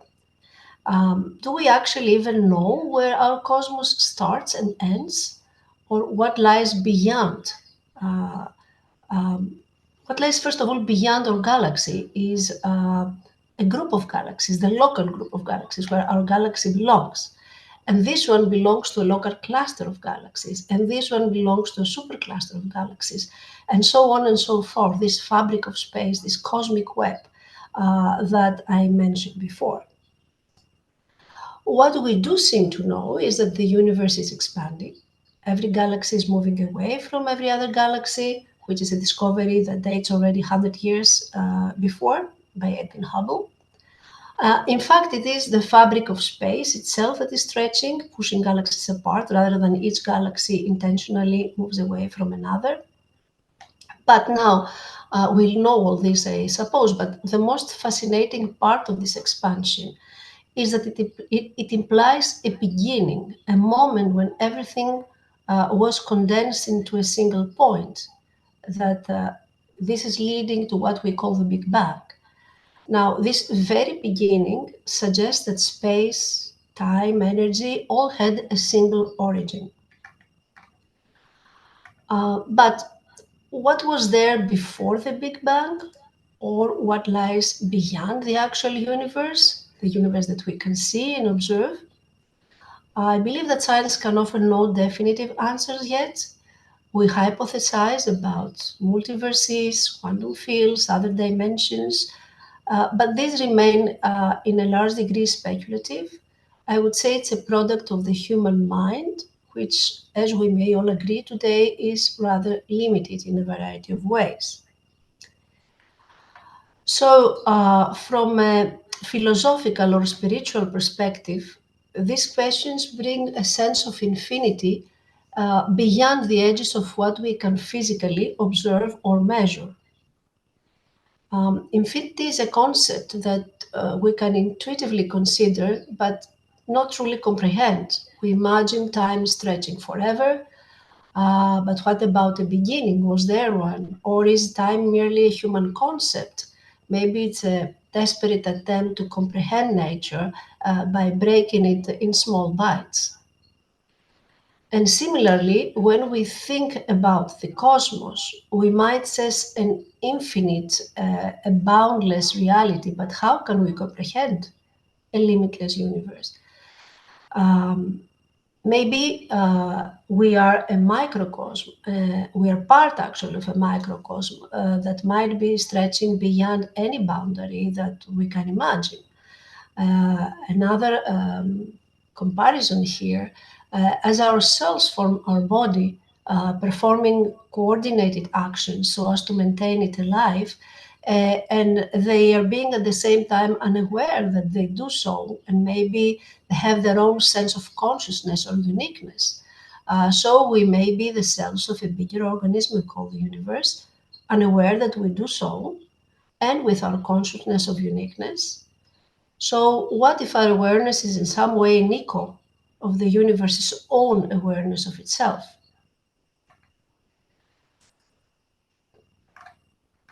We're talking here about interconnectedness of all things, atoms, living beings, stars, galaxies, dark matter, universe.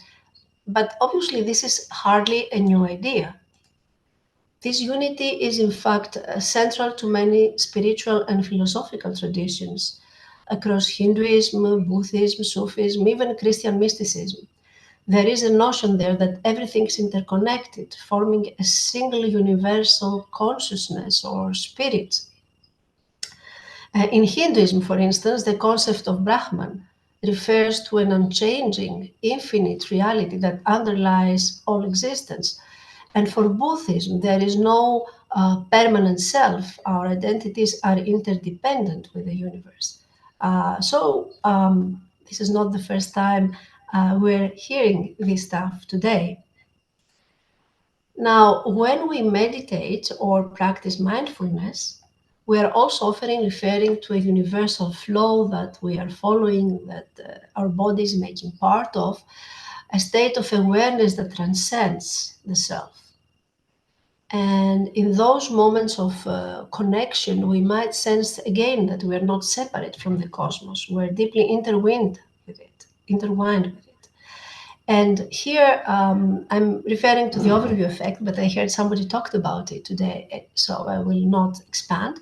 But it is the same sense that many astronauts have reported after viewing Earth from space, this overview effect, this sudden recognitions not only of the fragility of our planet, but also this interconnectedness, this oneness of all life, and in fact the oneness with the universe.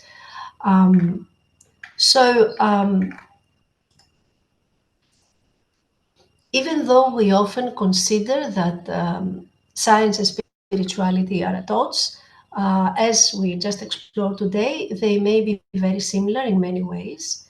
They're both attempting to describe the same reality that we perceive from different perspectives. Science tries to explain the mechanics of the universe. Spirituality contemplates the meaning of it, the mystery of it. It's true that modern astrophysics has already done a major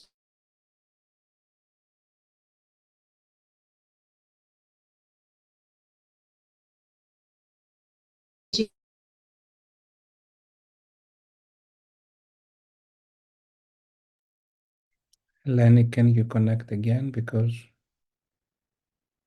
the universe.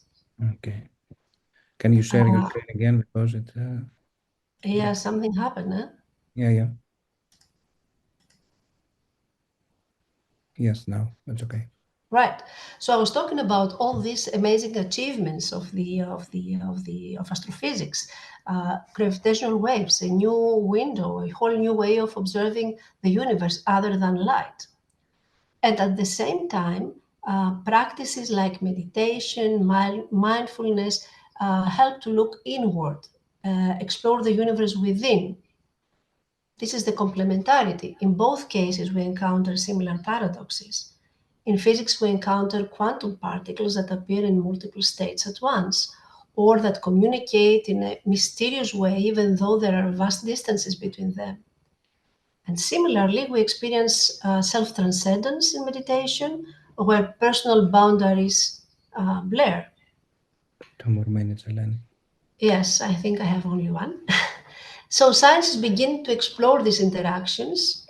Quantum physicists, for example, have found that the act of observing affects the outcome of experiments. And the idea that the universe might be influenced by consciousness is approaching the idea that reality is in some way shaped by our perception of it. So, to conclude, the journey from self to infinity leads us to this profound realization that the universe is not something out there, separate from us, containing us, such as a room in a house. The universe is within us, part of us, and we are part of it. The matter that makes us, the consciousness we experience, the visible and dark matter of the universe may all be interconnected aspects of a single cosmic entity. The boundaries between self and universe are not fixed. They are permeable, perhaps even illusory. So, as an astronomer, I quickly realized I think that when we contemplate the cosmos, we are in a sense looking at ourselves. When we meditate and experience a sense of unity, we are tapping into the cosmic oneness that we mentioned. So, we are not in the universe, we are the universe, experiencing itself through the lens of individuality. By living with great awareness this interconnected reality, the good news is that we may gain a deeply empowering perspective, that every action or even every thought we make resonates across the cosmos in ways that we may not understand, but it gives us a very strong sense of meaning and purpose. And thank you very much. Thank you. Excellent. Very, very interesting ideas. But now let's also see the view of someone who teaches business administration, Papagrigorio Aristides from the West Attica University. So he's a professor of business administration and vice rector of administrative and economic affairs. Please To everyone. share your screen. Hello. Καλησπέρα από Αθήνα. Καλησπέρα. So I'll try to share.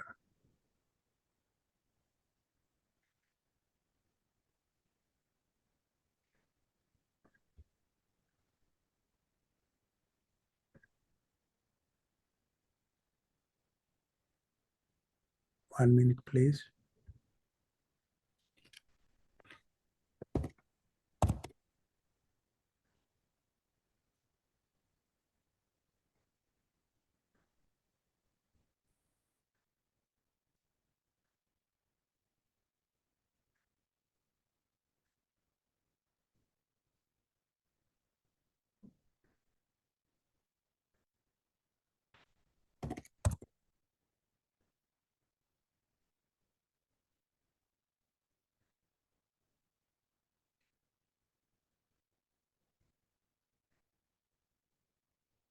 Okay.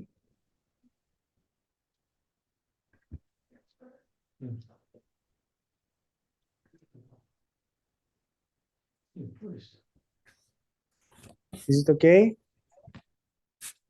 Yes, Yes, it is. Yes. Fine.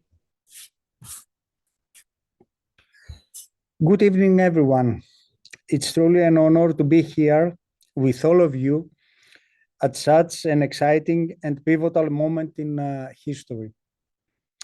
The initiative by Athens Call Athens to host this conference is of immense significance as it brings together vital conversations regarding the future of science and humanity. This event serves as an exceptional forum to examine and tackle the urgent challenges that will influence our collective future, nurturing ideas and solutions for generations ahead.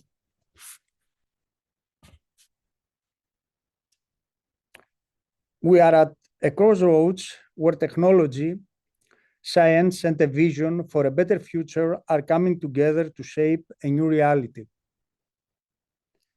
Today, we're not just talking about small steps forward. We are talking about groundbreaking innovations that are challenging our understanding of health, sustainability, the digital world, and even life beyond Earth.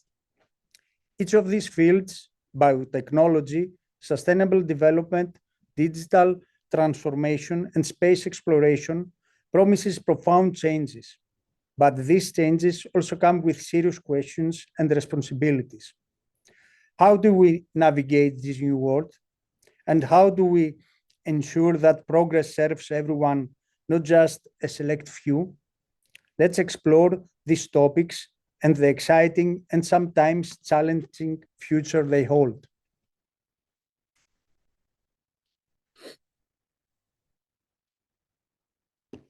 First, let's talk about biotechnology, a field that has the potential to redefine human health, our lifespans, and even our abilities. Imagine a world where diseases like cystic fibrosis or Huntington's disease are no longer a part of the human experience. With breakthroughs in gene editing technologies like CRISPR, we are on the verge of making that a reality. We're also seeing the rise of precision medicine, where treatments and tailored to our unique genetic profiles. This could make medicine more effective and less invasive, treating not just symptoms, but targeting the root causes.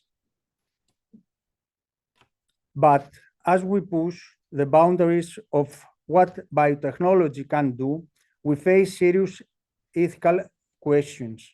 What if we could enhance intelligence, strength, or even sensory perception? Would this create a divide between those who can afford these enhancements and those who cannot? And what happens to social equality in a world where some people are biologically enhanced? Advances in neurotechnology, where technology interacts directly with the brain, could help people with disabilities and may one day enhance cognitive abilities, memory, or even mood. While this is exciting, it also raises deep questions about personal identity, autonomy, and privacy. As we explore the potential of these technologies, we must also consider their impact on the very nature of who we are. Now let's shift our focus to sustainability.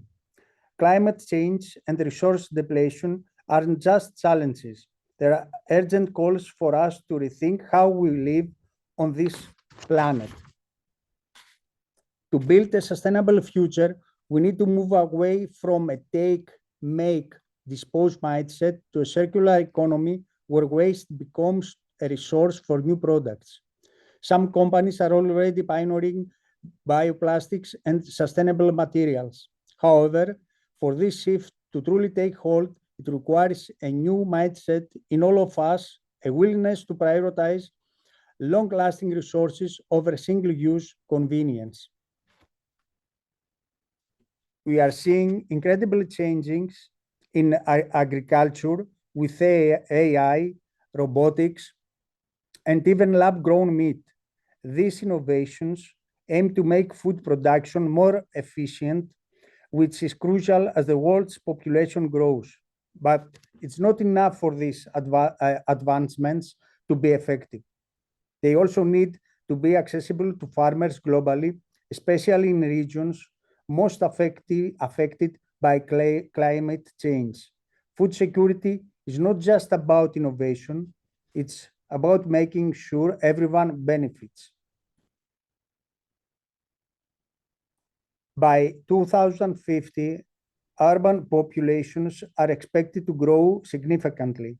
Smart cities equipped with real-time data and decentralized energy systems can help meet this demand sustainably. Imagine cities where each neighborhood generates its own renewable energy, reducing strain on largest grids and fostering community resilience. In a world of finite resources, these urban hubs could become models of sustainable living and innovation.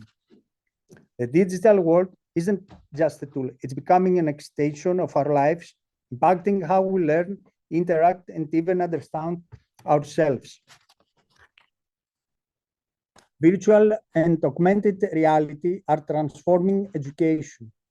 Picture medical students practicing complex surgeries in virtual labs, or history students immersing themselves in ancient civilizations. These experiences go beyond traditional learning. They allow students to live and breathe the material. But as we build these virtual classrooms, we must ensure that they are accessible to everyone to avoid widening educational inequalities. VR is already making strides in healthcare, helping with pain management, mental health, and rehabilitation. In many cases, these treatments are more accessible, less invasive, and even more effective. We are on the cusp of digital medicine, where technology isn't just assisting healthcare, but is becoming an essential part of treatment. Yet, as we dive deeper, we need to address data privacy and ensure these digital treatments are used ethically. The metaverse is no longer just a space for games or meetings. It's a parallel universe where people work, socialize, and conduct business. It could reshape commerce, social interactions, and our understanding of identity. However, this evolution brings new questions. Who owns our digital identities? How do we ensure that these digital spaces promote well-being? As we expand into the metaverse, we need structures that prioritize equity, security, and mental health. Finally, let's look beyond our planet. Space exploration has always been a dream, but today it's also an urgent mission. With limited resources on Earth, space offers possibilities we've only begun to imagine. With resources on Earth depleting, space mining could provide critical materials, especially for advanced technologies. But we have to ask ourselves, who owns these resources? How do we ensure that the benefits of space exploration are shared and not monopolized? Setting fair regulation is essential to prevent an unregulated gold rush in space. As we envision colonies on Mars or the Moon, we have to consider how we'll adapt. What will it mean to live in an environment so different from Earth? Beyond physical survival, living in space could have profound effects on our physiology, identity, and social structures.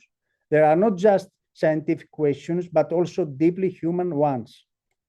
Unlike other resources, space is inherently shared. As we push further, we have a unique opportunity to establish international agreements that prioritize peace and cooperation. Space is a chance of humanity to start fresh, a chance to govern differently with a focus on shared progress rather than competition.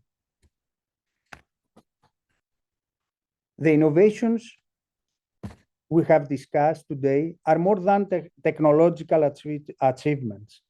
They represent a crossroads. Each advancement, from genetic engineering to space exploration, comes with responsibilities to each other, to our planet, and to future generations. We are the architects of this future, and it's up to us to ensure that technology serves humanity rather than divides it. The future of human creation should be a testament not only to our intelligence, but to our wisdom. Let's use this inequality to build a future grounded in sustainability, inclusivity, and respect. In our pursuit of new knowledge and new frontiers, let's stay committed to stewardship, equity, and global collaboration.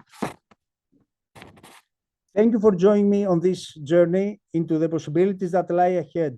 The future isn't just about reaching new destinations. It's about creating a world that embodies our highest values, where every innovation serves the greater good. Let's build this future together. Thank you. Thank you very much, and also for the very nice message at the end. Now it's my turn. So let me share my screen.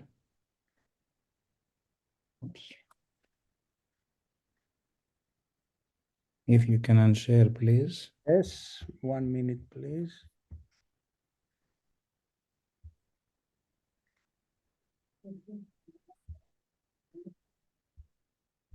Give me 1 minute. Okay. Okay, thank you. Thank you very much. So you should see my screen now. Do you see my screen?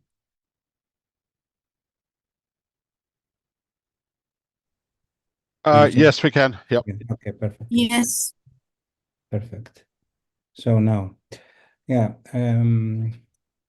my talk is actually following my latest scientific endeavors that led me towards a holistic way of looking at our universe. I will try to express this in relation to us humans.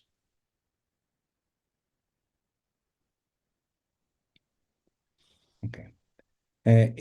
My view of our universe is as perpetual cycles expressed in any scale and in any kind of process, repetitions or reflections of the same as in a static wave, actually.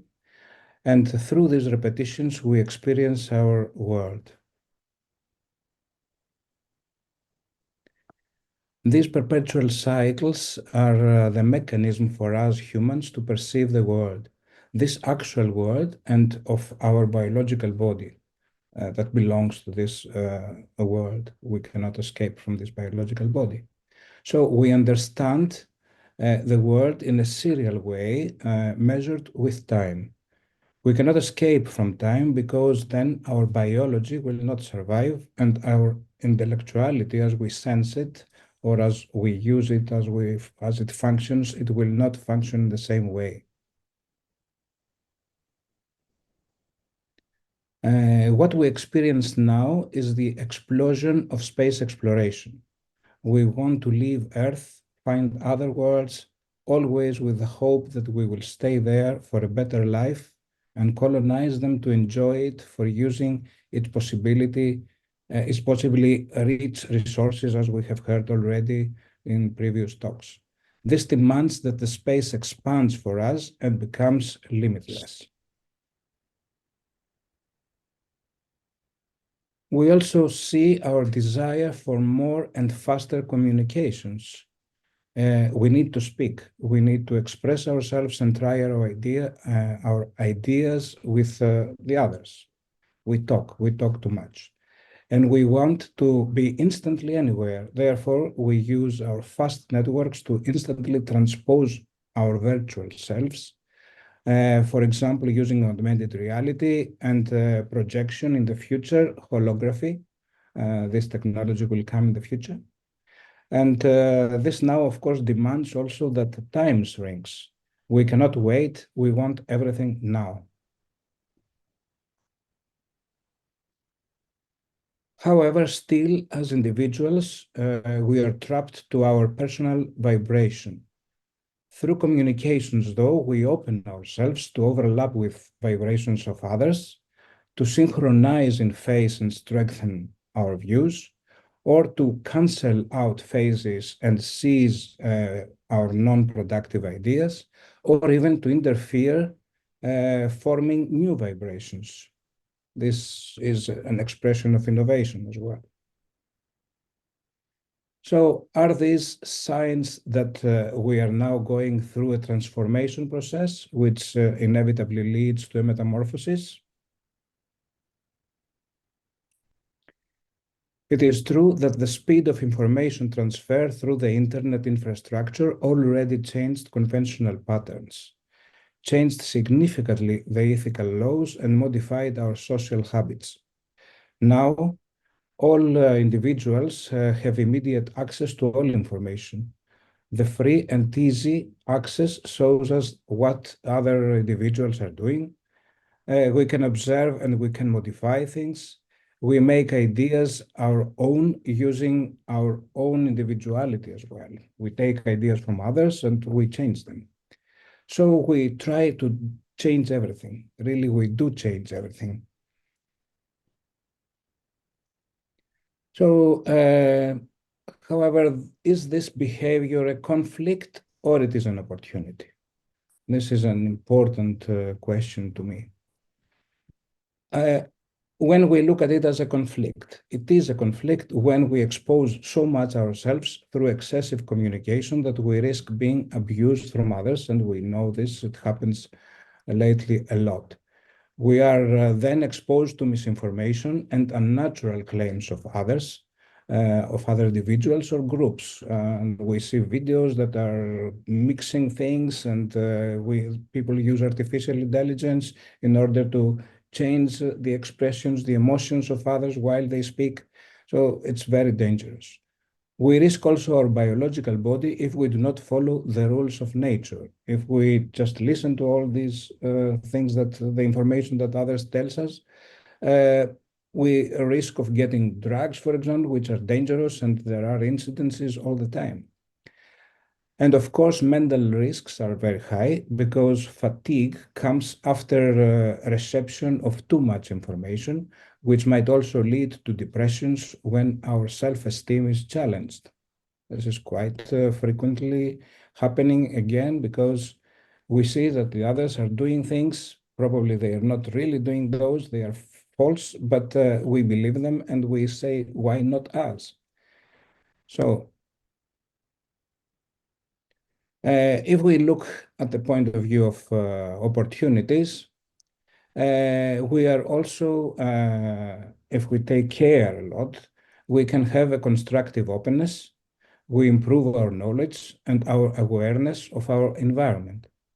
We can make large groups and actively participate in global communities, exchanging ideas or building together new ones, and inevitably leading to innovation. Scientists are doing it all the time. Of course, economic opportunities increase. We learn more on how to improve our lives, and we have more time to be creative and free, bringing to the table more ideas and discussing and improving these ideas to high levels. So how do we create these opportunities, and truly, what do we do to satisfy our individuality? Major steps are to eliminate space and time by extending our presence to new worlds, and eliminate time through uninterrupted communication. And this is what we do. So humanity has already started to expand in space with the development of different tools. We must focus on developing tools to protect our biological body from the hostile space and planetary environments. But prior to this, we have to learn more about these environments by preparing clever machines to do the exploration. That's why space exploration. Another key point is to expand communication systems and further develop tools that clever systems are used for our real-time presence everywhere where our biological bodies cannot survive, thus experiencing and studying the impossible through the machines. So the question now is, are humans in the process of a transformation towards a complete metamorphosis? My personal view is that we are. The key activities that prove this, we have already spoken about. It's our perpetual effort to expand, now with intense space exploration activities focusing on colonization of other planets, even exoplanets. We're thinking even for exoplanets, although it sounds totally impossible at the moment.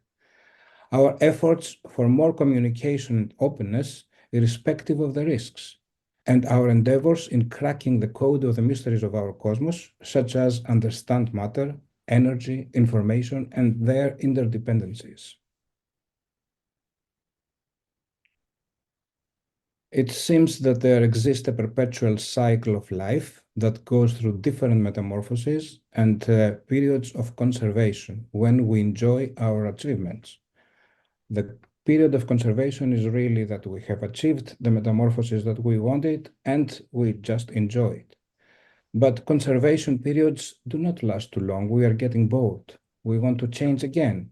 So we immediately seek our new metamorphosis and thus increase again our communication, ignites this new communication, ignites transformations towards the new metamorphosis. So this must be done at an individual level and at a community level. With the time, there must be a synchronization of the transformation cycles in order to achieve a viable and sustainable community. This means collaboration. The more we expand and the more we learn, we realize that we do not have the capacity to pursue our dreams. Therefore, we create extensions of ourselves, spaceships, exoskeletons, spacesuits, using the progressive knowledge of natural laws to create technologies that come into assistance. I will close actually with one question, and I will try not to answer this question. It's a difficult question. What drives humanity to strive for these perpetual battles of metamorphosis? Is this a universal constant or a property expressed only by humans? Thank you very much.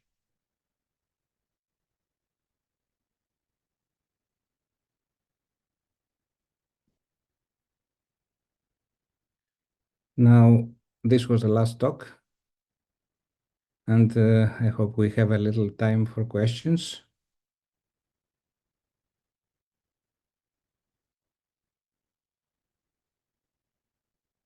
I cannot hear anyone.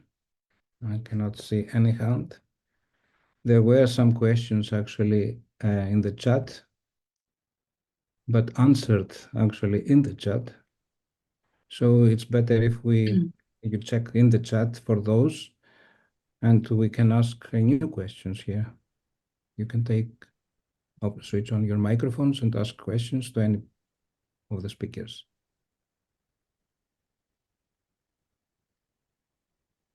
Okay, may I ask something, please? Yes, but I cannot see who is speaking. Mrs. Please. Lena Kiropoulos, I'm a journalist. Thank you very much. Please. So, your topic was about metamorphosis. I would like to give us some examples how we could achieve and bring, let's say, the awareness, and like this we can activate a more efficient social impact to the society with examples.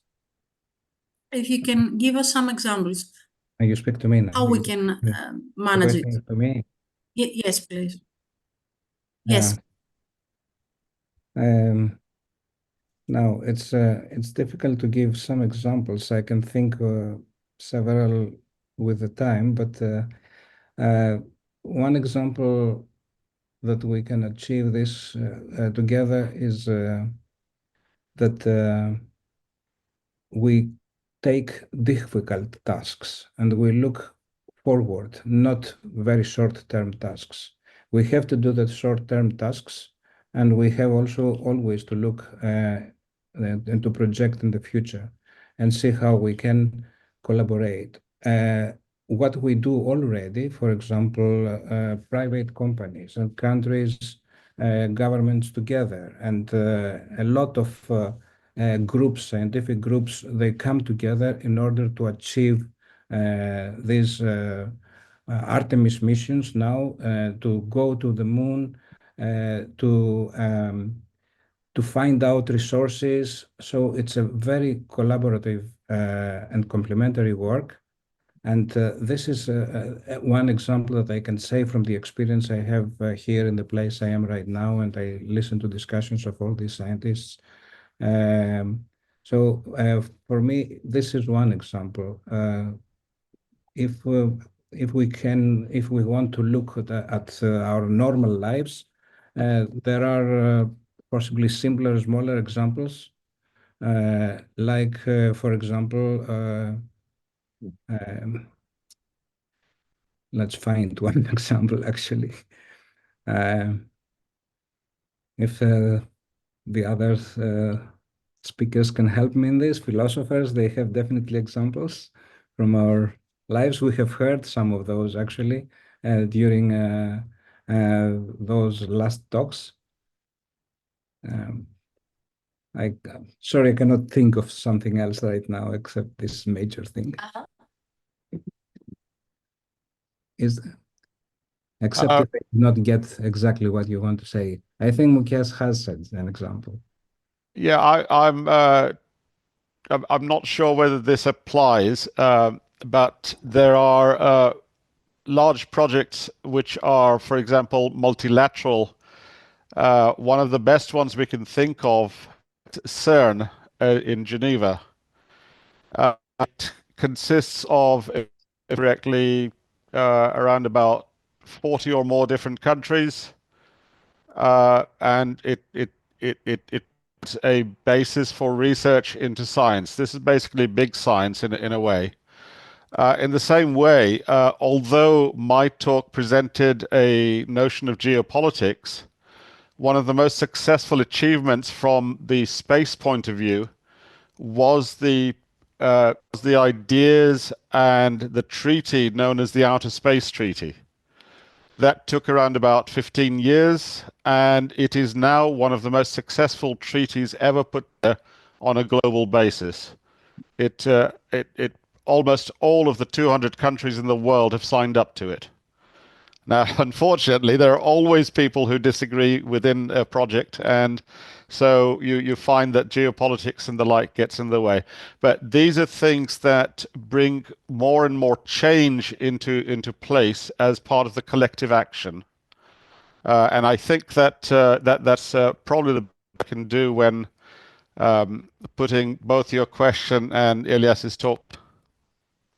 Does that help? Yes, and Mukesh gave me the time to think another. Good. This other is what we are doing right now. Okay, what we are doing right now is in this direction, to my opinion.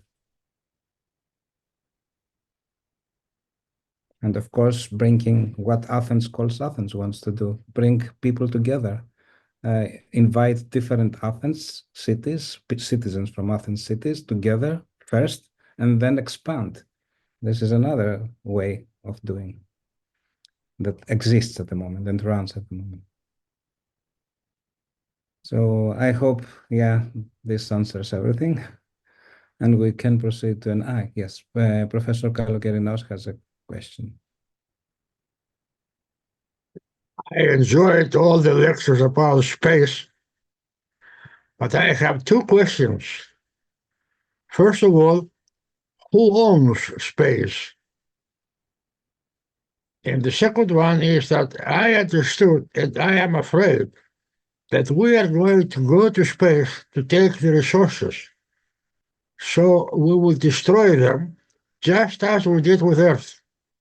Is that true or not? The question is again to me? For everybody. For everybody. Just Okay, to make you feel better. I have a question, an answer, but if someone else wants to answer this, I give priority. I think in terms of ownership, Tony is a place to answer this. Tony, if you could go ahead. Okay. In an ideal world, I think we want to say that space is subject to protection and that only under the most limiting circumstances do we permit large-scale destruction. On the other hand, we know that as we go into space, there is going to be some damage there. And our ability to contain some things, I think, is going to be fairly straightforward.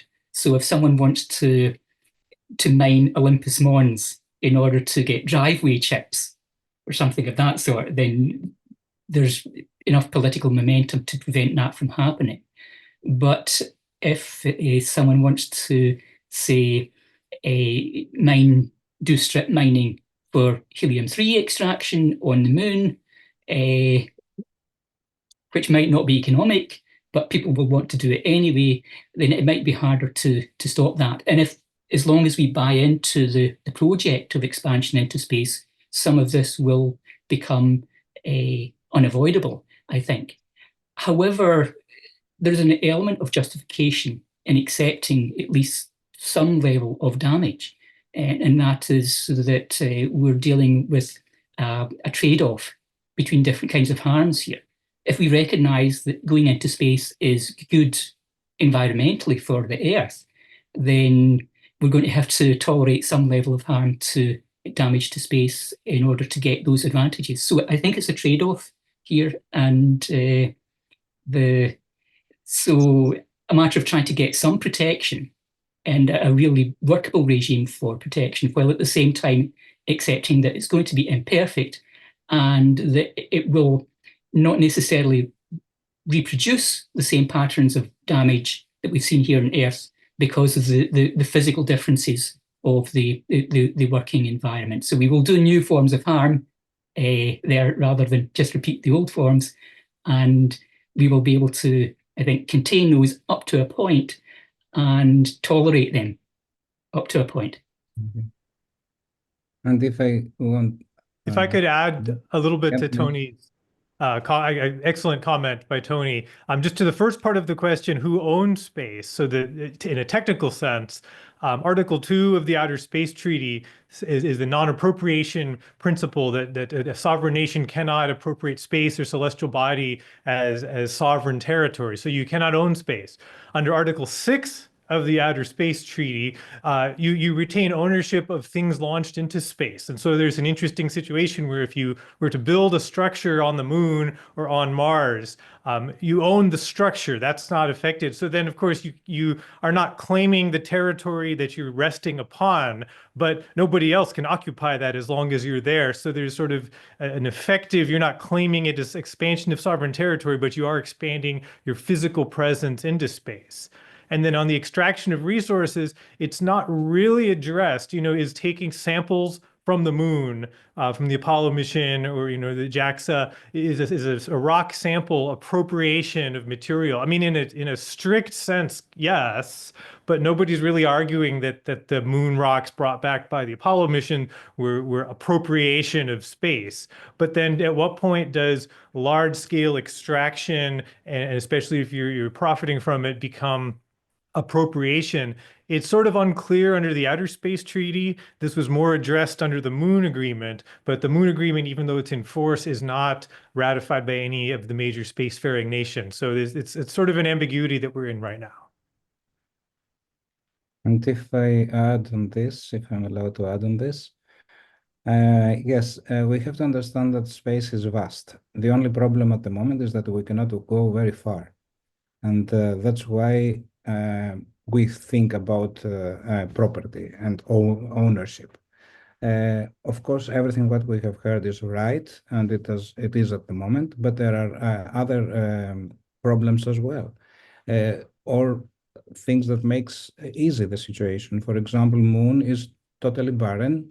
We know this. There is nothing else except resources there. There is no life. So why not? But maybe we don't think about the next level, which is if we start working on the moon, lunar dust is a very difficult problem. We don't know enough about this. And if we send big machines operating all the time there, and then rockets landing and back again, this lunar dust will expand very easily because it's highly charged. And we might see in the future, I don't know if it is near future or not, it depends on the volume of our work, we might see the moon not anymore so clear, but blurred. Is it ethical? This is another question. And if you go one step further, and if you have one blurred moon, all this dust can come to Earth as well and pollutes Earth as well, because in every rotation you have the moon coming close to the magnetosphere of the Earth, and then this dust will be attracted from Earth and will pollute Earth. Now it doesn't happen to this level, but when the moon is really polluted, let's say, from the lunar dust that we disturb, then it might be a problem. So are these these are extensions to seemingly small, but not really small problems. And do we have the right to do this? This is the question. I think the strategic locations where these things really start to bite first are the South Lunar Pole, because there's so much multiple targeting of it.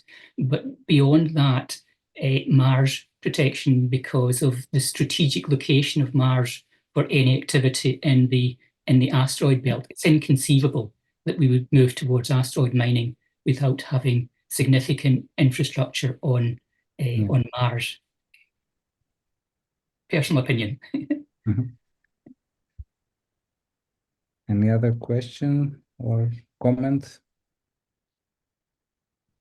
Is it too late? We have to stop or not?